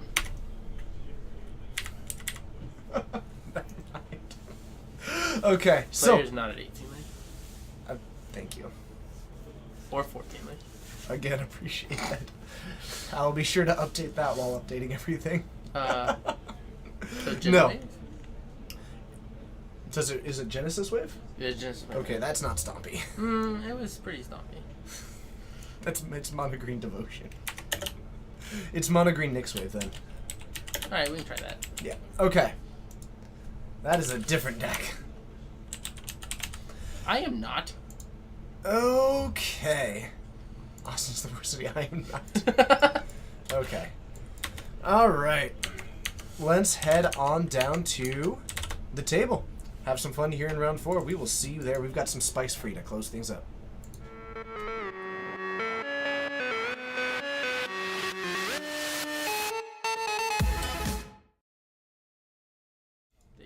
Which was this. Well, So Chris on Mono Green Nyx Wave, Patrick on Sigarda's eggs. Do we generally? Not really. Occasionally, but sometimes people on the newer side are, they just would not like to. Okay. Oh, then just say that. well, I didn't think that was better. No, generally this was It's like a the matter in which we California just decided to go for a more interesting match. Actually, the other ones were just significantly less interesting. Yeah. You know what? I just realized that deck name. That was in poor taste. It made sense at the time, and then it didn't. That's my bad. I do apologize for that. Alright, let's go. Also didn't catch that, so... It made sense until, I thought way too clean, and I should not have. Brawl, that's pretty good. Okay. Jedi Finch, if you visit, absolutely. Absolutely, I will. Man, it made so much sense until I thought about it. My bad. Jedi Finch, I'll play you. Oh wait, are you playing Zoo? If you do come visit, I'll also play you against Zoo. If you visit, I will absolutely try to put you on stream. So we've got a Utopia Sprawl on the Forest. Chris now having access to 3 mana at the current time with a fetch land put down to 19. Patrick at 20 with just a basic Plains. Can we take a moment? That is the perfect Plains for this. It is the Mirrodin Plains, and it looks awesome. His deck is full of it.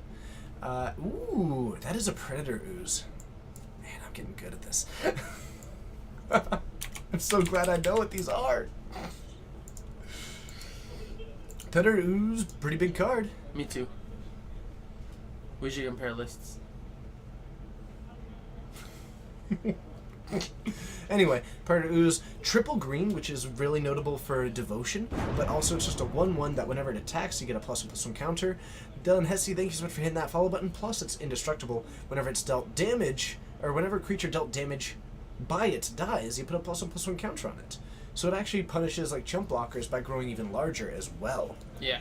Yeah, playing it down on turn 2, like over time, suddenly it's attacking for 2 and 3, and like all these sound like small numbers, but that adds up pretty substantially in a pretty quick way. And this is if you have no other counter synergies in the entirety of the deck. Yeah. It's a pretty good card, especially in a Nykthos style deck. Yep. And Garuk coming down huge in a card like this because actually this +2 ability, +1 ability, which untaps 2 lands, actually gives you more than that because of the Utopia Sprawl. This is all true. Oh, he's right there. I Going guess he doesn't have anything else to do, so Nope. I mean, that's fine. a 4-mana 3/3 that only costs you 3 lands can make more in the future and can plus up and eventually give you an overrun or make more mana. Chaotic. Fate. Thanks for following. Thank you so much. You're amazing. Oh man, this is sweet. Me too, Jedi. It is probably No- it is my favorite. Should we note the fact that Patrick has been missing on his land drops? Yeah, I mean he's got his namesake down though. Yep.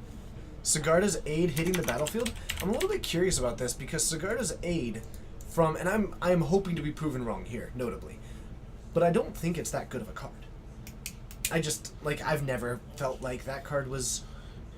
When built solely around it, it's really good, but you have to draw it and play it in order for the rest of the deck to actually be viable, I feel. Patrick drew it, Patrick played it. Another land coming down could mean some pretty good stuff. Like, if you think that from the instant speed perspective, and just throwing it onto a creature, if you have one of these things, like maybe this is just the regular Cheerios, but with this in it, you're able to go off in response to stuff, you're able to throw all of these equipment onto a creature. I don't know, there's some cool potential here. So, I like it.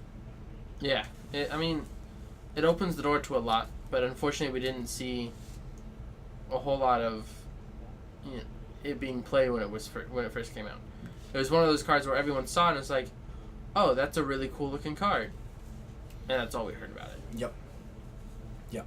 And you know what? Maybe but now we get to see, and that's what I'm excited about is just seeing it. Ooh, I love Nissa. This is a cool Nissa. I like this card a lot. I think this card could be played more in Modern and not feel bad for doing What was so. it? This is the Nissa.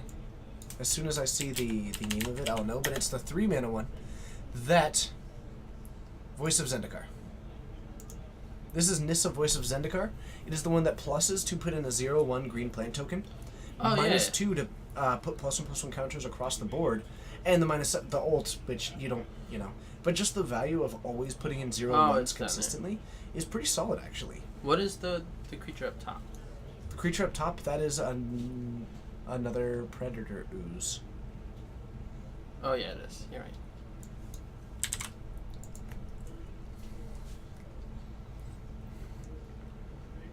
This feels bad for Patrick. Only one way to find out, Finochi. We pretty much just get to see. But we've got games 2 and 3. Well, yeah. There's still other games, and I mean that is why games are first to 2.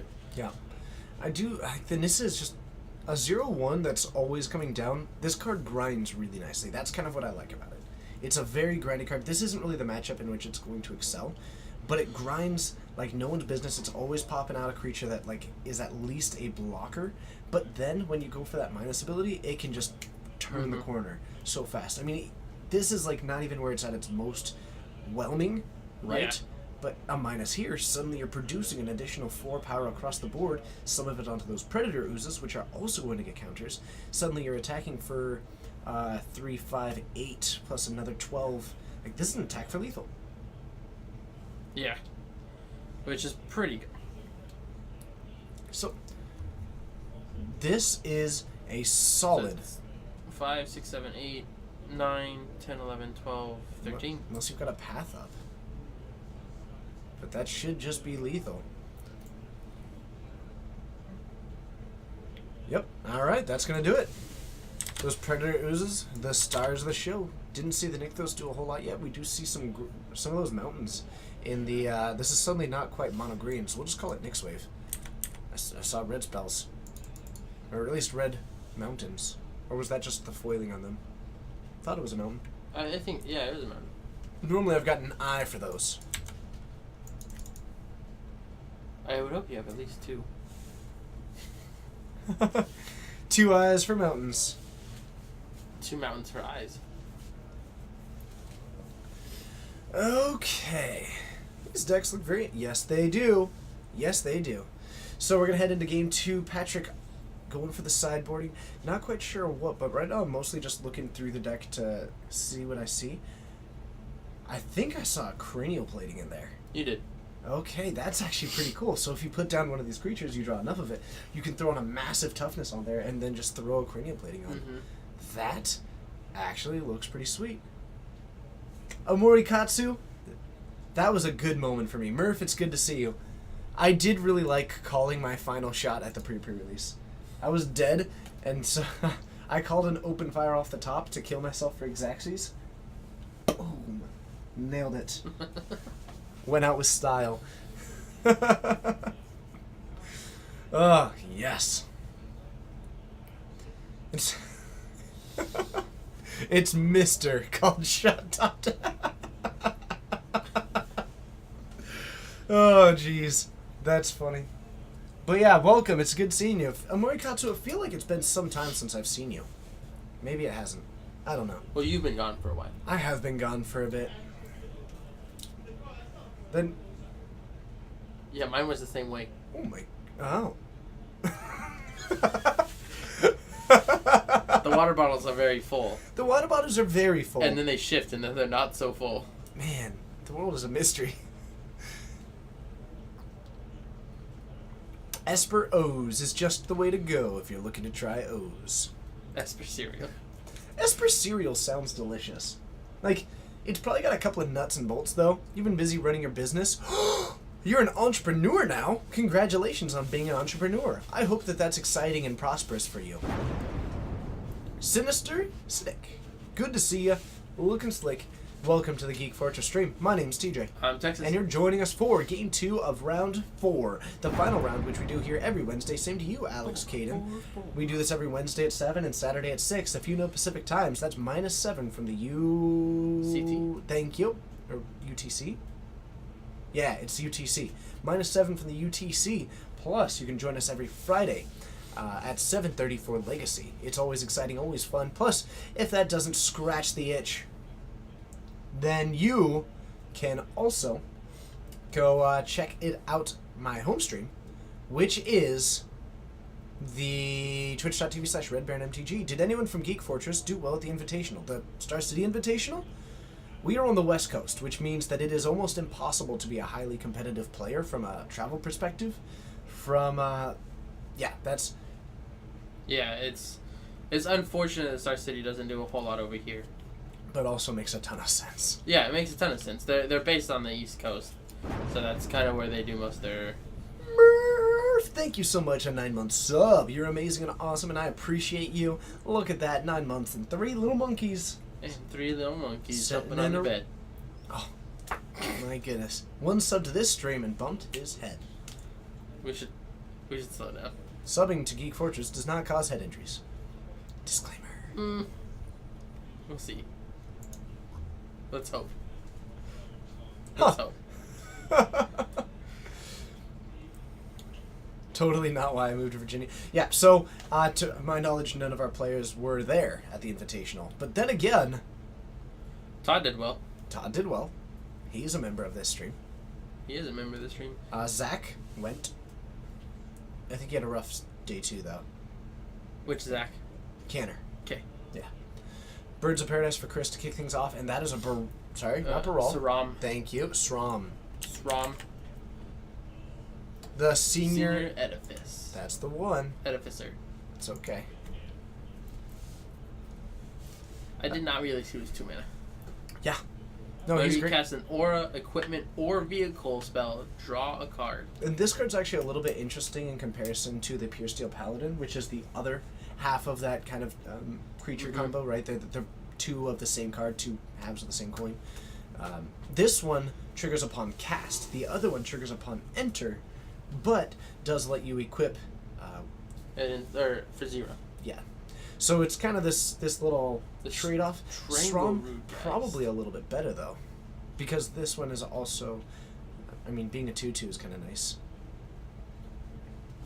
But triggering on cast is generally better. So we've got a Strangle Root Crest. Zora Rain. Good to see you. Thanks for hitting that follow. It's so awesome having you all here. Thank you, everybody, for following. It's been a long time since we've had this many follows. JZKS, thank you so much for hitting that follow button. It's also been, so it's awesome having you. Drawing some cards off of that Spider Silk net. Also, we've got, I don't quite remember the name of all of these, to be honest, but they all cost 0, which is why it's called Cheerios. So, because Cheerios are like little O's, and just like the mana cost of these cards, paying to equip that up to the Strom just to give it a little bit of a boost. I believe this gives it reach, as well as plus 0 plus 1.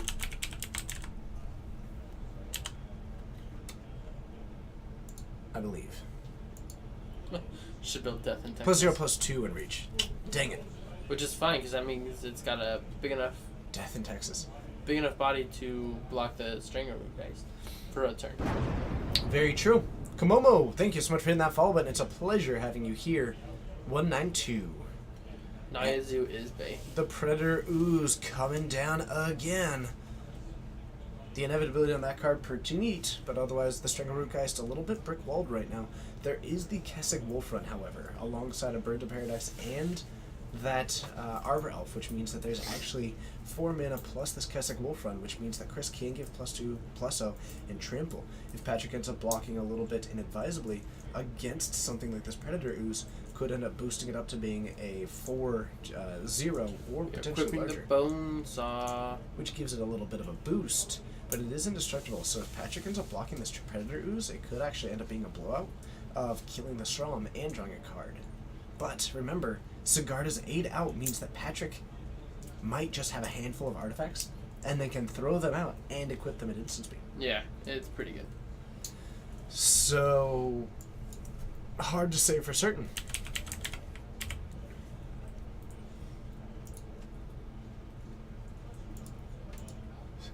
Hard to say for certain. Dino does love some good Jund. Jundum Crunch. Whoop, that's a Primeval Titan. Whoops. That's going quickly. Nykthos Shrine to Nyx comes down, taps for 1, 2, 3, 4, 5, 6, 7. So there's actually still a green floating around. And lands a Primeval Titan. I like it. I like it a lot. Now we're going to have actually 9 mana floating. Because you still have the one floating, then you can tap the forest. Though these are tapped, notably. Never mind. Can't do that. We should probably go mention that those lands are tapped. Oh, we got it. Got it. Okay. Never mind. Why would you go for that then? Interesting. Next turn. I saw it untapped and I thought, wow! And then I was like, no, they're tapped. Setting it up for next turn, though, I feel like I'd rather just go for another land. They might... They might have thought that they were untapped for a moment. No, I think they... Well, we'll see what happens here. They might think they were untapped, and then he tapped it for mana. Oh, no, okay. He's moving on. Yeah. We're all good. Just gets the counter on it. It is interesting to go for that and not like a stomping ground or something. Huh. Agreed, Dino. That's what I thought was happening. I don't know. Either way, it all worked out. It all worked out. It all worked out. Patrick sitting here does have... I don't know which one that is. That's apparently a 1-mana Kamigawa equipment. Is this one of the ones that cares about how many artifacts? Chat, I'm going to go with some Kibler Google. Hit me with what that card name is. It looks like it's Kamigawa, and I didn't play then, and I don't think I've ever had to know what that card is. Those are Trailblazer Boots. Trailblazer Boots. Non-basic Landwalk. Yeah. This creature now can't be blocked.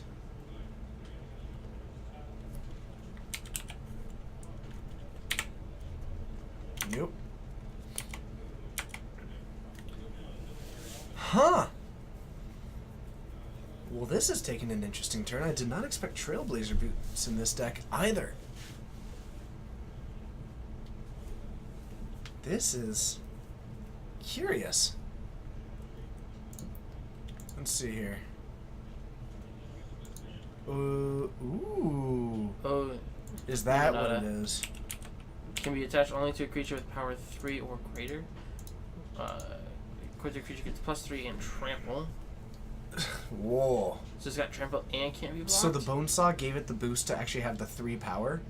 Mm-hmm. And now, this is going to be interesting. So you've got the... Oh my goodness, I don't know what's going on. No, but you've got a pretty decent... I don't know the size of this realm anymore, but it's definitely sizable. Plus, you also played out the Trailblazer boosts, which means that when Patrick decides to get aggressive, you can't stop it. This is cool. They're going for Nykthos. 1, 2, 3, 4, 5, 6, 7, 8, 9. Oh my, that's quite the Kessig. 10, 11, Plus 9, plus 0 on a Primeval Titan. Or the Predators, it doesn't just matter. bird. So we Or can't bird. block. It can. It's got the Spider Silk Net. Okay. Yep. Then I do prime time. These decks are not 3-0. Oh, he's adding 2 more to it. Yep. So it's plus 11, plus 0, and trample. Nope. Nyx Wave. Yeah. Gen Wave. We are going for a Genesis Wave. Thank you so much for the follow. I missed your name, and I do apologize for that. But thank you so much. I appreciate your support. I appreciate you being here. You are great. This deck is Nyx Wave. Pretty much goes... Sweet. Create lots of mana. In this case, we created... How much mana? There was... It was for 11, which means it's actually for 10. So, going about this sequencing slightly odd, but I think it'll work out. 8 then, right? Yeah. Why didn't he grab Nykthos? I feel like he should have grabbed Nykthos. So I think we're just going to go for the top 10. That one's going to end up going onto one of the lands. Looks like it's going to go onto that Utopia Sprawl. These do come in untapped. Another Nykthos coming down. We're going to lose that Nykthos, the other one in the graveyard from when he searched one from the Primeval Titan. Oz 5050 coming. Hello. Going for a Stomping Ground, a Birds of Paradise, and then another Forest coming in. A Garruk Wild Speaker does cut within the tread. Woo!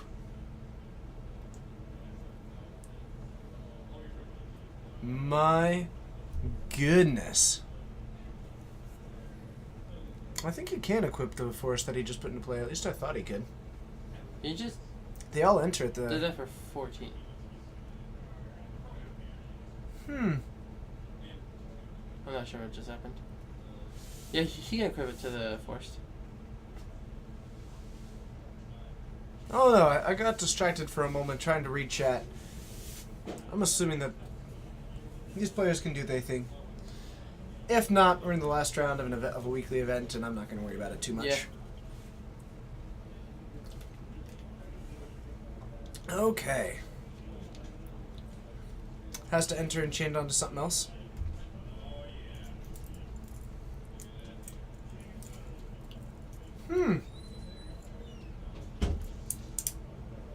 That does make sense, actually. That does make sense. I don't know. I actually don't know the answer to that one. If you feel like going to ask, like, Dylan to just... or Steven's out there, right? If Steven's free and he's a judge, you could just ask him real quick. What about the Utopia Sprawl? Yeah. It probably won't matter too much, but it's worth. No one's playing Death Shadow? We've got 3 Death Shadows out of 27 today. Hey, Steven. Steven. Judge. Yeah, he's doing his thing. He's doing his thing. Amber Lepler, thank you so much for hitting that follow button, and we are just taking a quick look at that Genesis wave to make sure that that works. I don't think it matters much overall either, but we're just checking. We're just checking. I'm not certain it'll make a big difference. It's all about just getting the most mana possible. Because getting mana is pretty sweet.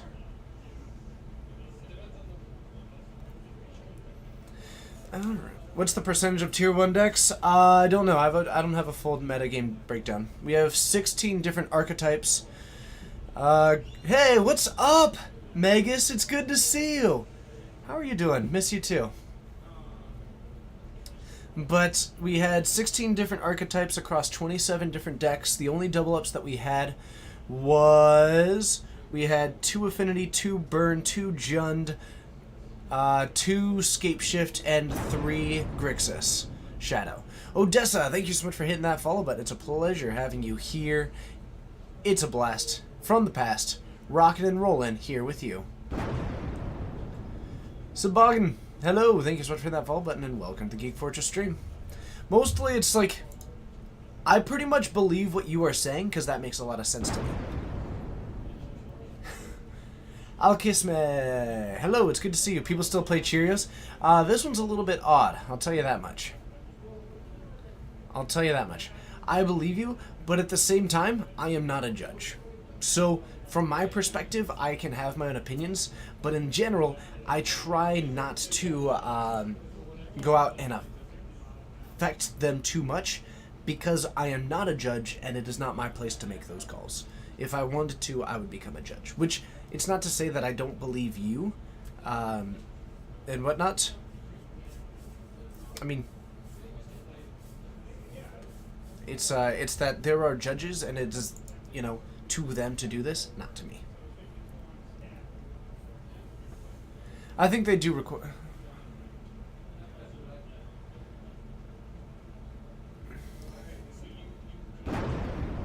Okay, hello, it's a pleasure having you here. Thank you so much for hitting that follow button. But yeah, it's all good. Tulembo, 2K, thank you so much for hitting that follow button. It's a pleasure having you here. That does seem to be the consensus of chat. And it looks like they are moving that one, so looks like Steven the Judge is going to end up moving that. I'm not sure. They're making it happen. That's fine. Works for me. He cannot enchant a forest that was put on a wave. You have to put it on a previous forest. So what he's doing is he's fetching, because he used it to tap mana for an extra mana to activate Nykthos. So he's just fetching for another land. Sure. It'd be cool if we could add their standings on the to-do list. On the great big to-do list of things. K Trojan, it's at a local game store. Like, it's at a local game store. This isn't the Pro Tour. This isn't a Star City Invitational. This isn't a Star City Open. It's regular REL on a Wednesday night. Players, like, all levels of player. This is what Magic actually is players of all levels. So, thank you to Chris and thank you to Patrick for playing on camera. And I'm truthfully not that worried about it because this is how you learn these things. Yeah. So, like, it's something that makes sense to me, but that's also because I've been playing for 6 or 7 years or something. I don't know. Anyway. Lots. The point being, this is how we learn. That's why judges exist. Yep. So we've got the Primeval Titan. We could make a giant Kessig. Yeah. It's a big old Kessig. Woo! So, yep, I think using the Gideon to plus that one up with on the Nykthos. Because you can plus the Nykthos again, make some more mana, go for it again, make the world's biggest Kessig, jam in with a Primeval Titan for quite a lot. And Chris takes the win against Patrick. Oh, and gets the +1/+1 counter. I like it.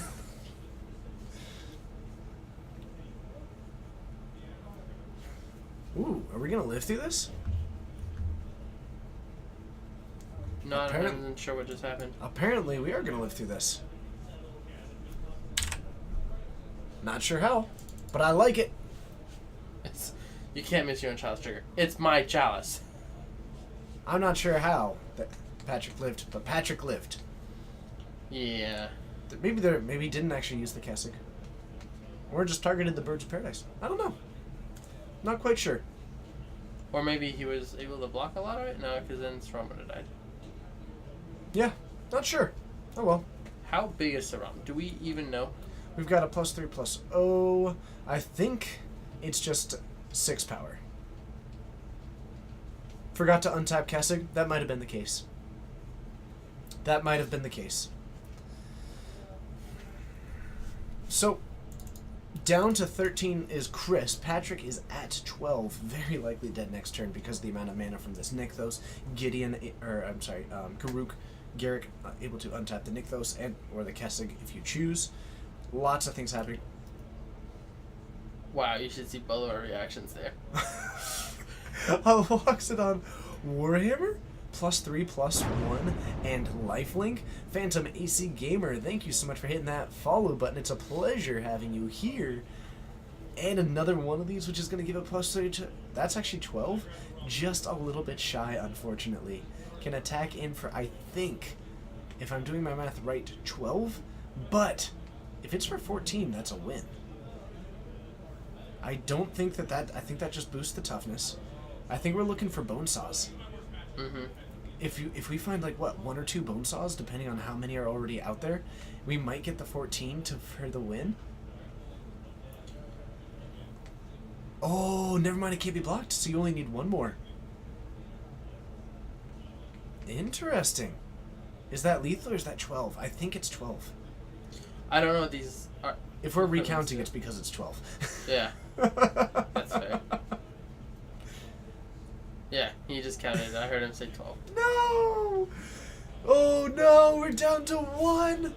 But he does gain 12. 1 bone saw off the top from victory. Oh no! But I don't think 24 is enough. Well, maybe, because it's not just 24. You're at a pseudo... Chris can attack 36. for almost $1 billion. Yeah, but you're at 36 life. Essentially 48 life, because you block 12. You probably block more. Your toughness is probably even more than that. I know, but between... I believe in Patrick. Well, like, but you attack with Primeval Titan and Birds of Paradise and Predators and all these, and then you can just, like, what you can do is Nykthos and Kessig onto the Birds of Paradise. Whatever, it doesn't matter. Untap them with the Garuk, and then attack. And then just put the Kessig trigger onto a creature that isn't being blocked. Whew. Man. I like this. This is sweet. Nice last match. Yeah. I dig it. Stuff like this is like the heart and soul of Magic. Like, It really, really is. it is. Because there's like the top decks, right? But there's so much more to the format. There's so much more to Modern. And it's stuff like this. I love seeing stuff like this because it all exists. And this is like how the beauty of an LGS meta works. So, I'm digging it. I am digging it. So, are those a couple of Predator Ooze? Yes. They're so good. Sure. I mean, Jank isn't even like... It's definitely got some oddness to it. Are we untapping? Is this a pass? Interesting. This might be an oddly hesitant play. Peruru. Peruru84, thank you so much for hitting that follow button. And I think they're just recounting everything. Gotcha. Maybe just seeing what the toughness is, what that card does. Yeah. Okay. I dig it. Not a whole lot of action yet, because I would be surprised not to see an attack. I mean, even with these Predators, like, the Kessig Wolf Run is pretty good. You can make a lot of mana. I mean, if you're thinking, like, Devotion right now is 11, 12, 13, 14, 15, 16, 17, 18, 19, 20. And we're going to Nature's Claim that to put up to 28. But I think I Devotion, would have hit the lockdown hammer. Devotion is currently 20. So, and this is without even counting the other lands. So, you can actually use the Garrick on the... so you can actually make upwards of... Nana JJBB8, thank you so much for hitting that follow button. You can generate between the Devotion for 20. Do that twice with the Garrick. Then... Oh, I think I like hitting the Silk Net Spider. So you can just bird swing. Yeah, definitely. Definitely a solid option. I like this. Is that an Arbor Elf? There's an Arbor Elf underneath the Birds of Paradise. Yes. There's also an Eternal Witness in there. Wait, there's also an Arbor Elf. Chris might be considering going for another Genesis wave. Looks like he's going for the attack. It's an option. I think he's just going for the attack. I think that's pretty reasonable. I think you deal enough damage to get through it.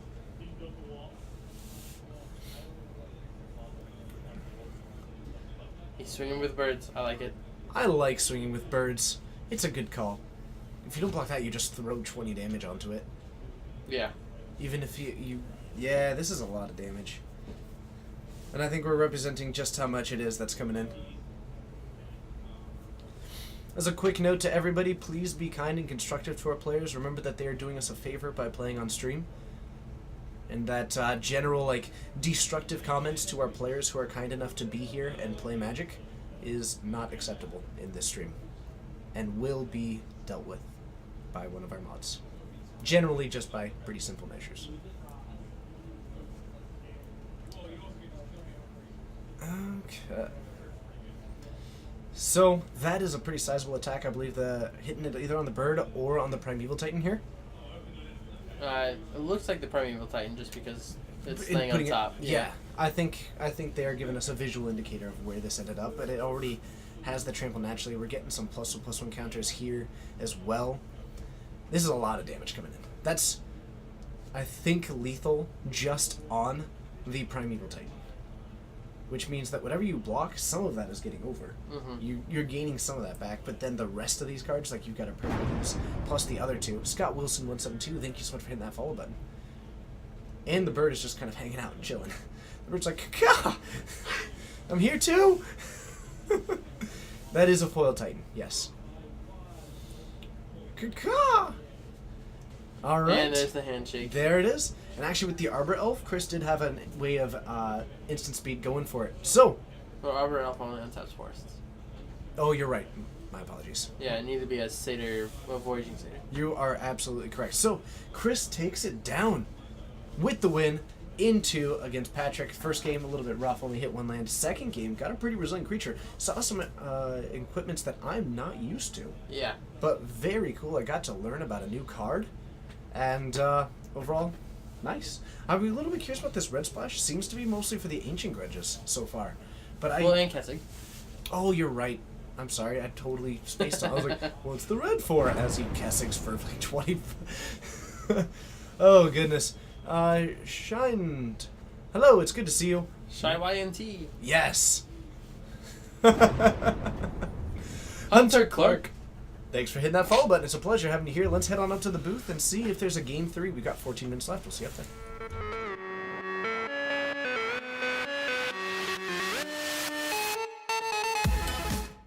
Hello and what's up, Leighton the Snake? It's good to see you. Thank you so much for joining. Welcome to everybody who is here. My name's TJ. I am joined by Texas here tonight for our Wednesday Madness. Or Wednesday, whatever you want to call it, but it's our Wednesday Modern Fun. It's always a good time, and we are in the middle of round 4 with 14-ish, 15-ish minutes left in the round. We're going to try and find another feature match for you all to show. But in the meantime, we watched Genesis Wave taking down that Cheerios deck, which we saw for some time. A little bit of interesting variations on both of them.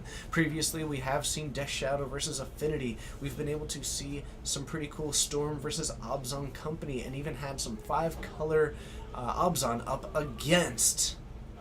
What was the 5-color mid-range up against? Hold on, I can remember this. The 5-color mid-range was up against something that I Oh, it was up against Amulet Titan. That's right. Very, very cool. Absolutely love it. Thank you, everybody, for being here. And I cannot wait to see you more in the future. Thanks, Peruru. I appreciate that. That one-mana guy from Consblock that enters with a counter. Don't quite remember what the name of that one is. But that's okay. Is it Obzon anymore if it's 5-color? Well, there was an Obzon company deck, but there's also a 5-color mid-range deck, which was in a different round, which was super cool. Mason always playing Mason decks, and I gotta love it when Mason does that. Like, watching Mason play Magic is just a cool thing. Dr. Hyperkubrick, hello, it's good to see you. Welcome to the Geek Fortress stream, and hello to everybody else who is here, because this stream exists because of all of your wonderful community. Thank you for being who you are, and thank you for being a community that can set an example in the Magic world. I think the toxicity of some of the larger things is just not very productive to the game, and I cannot thank you all enough for keeping this chat as something that we can be proud of to have as a chat community. So, thank you, and always remember that we do try and keep it positive, constructive, and of course, family friendly, because it's something to where anybody can watch anytime with anyone around them, and that's excellent. Thank you, Dabga. I appreciate that entirely, and I agree with you. Last round was pretty cool. I love seeing that stuff because I love the top decks. I love watching those ones. I love seeing them play. I love the intricacies of them. But truthfully, what I love most of all is Magic. And these communities exist so far beyond what we see at the top 8 table as far as just the deck lists. And being able to see that stuff in other places is just incredible. And being able to see those 2 decks was very cool. 2 players who have put, their time and their energy into something like that. Watching it do what it does is always a very cool experience. So, thank you all for being here.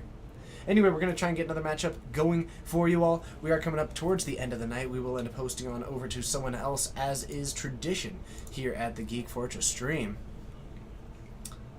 Tevin, nice. Yeah, you see enough Shadow versus X? Yeah, you can usually see those, all kinds of stuff.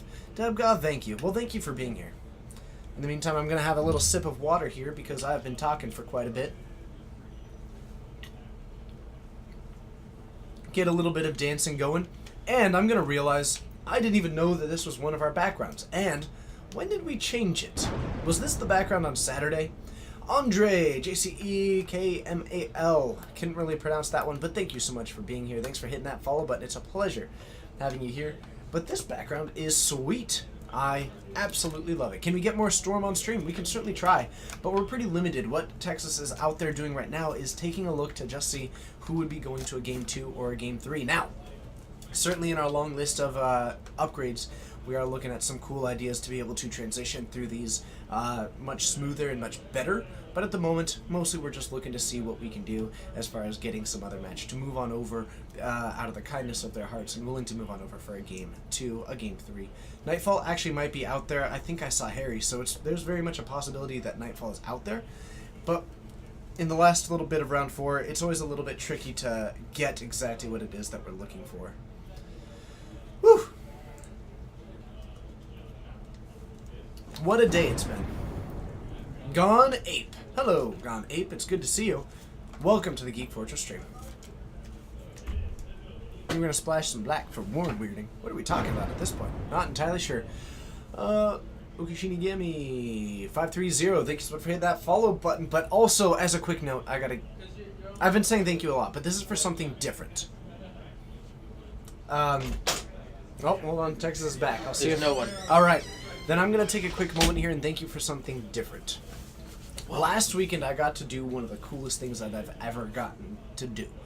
Like, I get to do a lot of cool stuff just by being at the stream and going to GPs, but last weekend, I got to do something incredible, which is that I got invited to go to the Loading Ready Run pre-release. And I got to go to Victoria and see that crew, and I got to hang out with Matt Tabak and Marshall and Ashlyn Rose. And that was just an incredible experience. And the point of me saying this, Dallas Cowboys, thank you so much. Nice. I bet you're a fan. The point of me saying this is that was never, ever possible without your help. So thank you for the support. Thank you for being incredible. Thank you for letting me do that. Thank you for letting me represent the Geek Fortress stream. Thank you for letting me represent us there, doing something which was just such an honor to be a part of. And it could not have existed without all of you. So, just wanna toss that one out Proud as of we're you coming guys. towards the end. Thankful for you guys.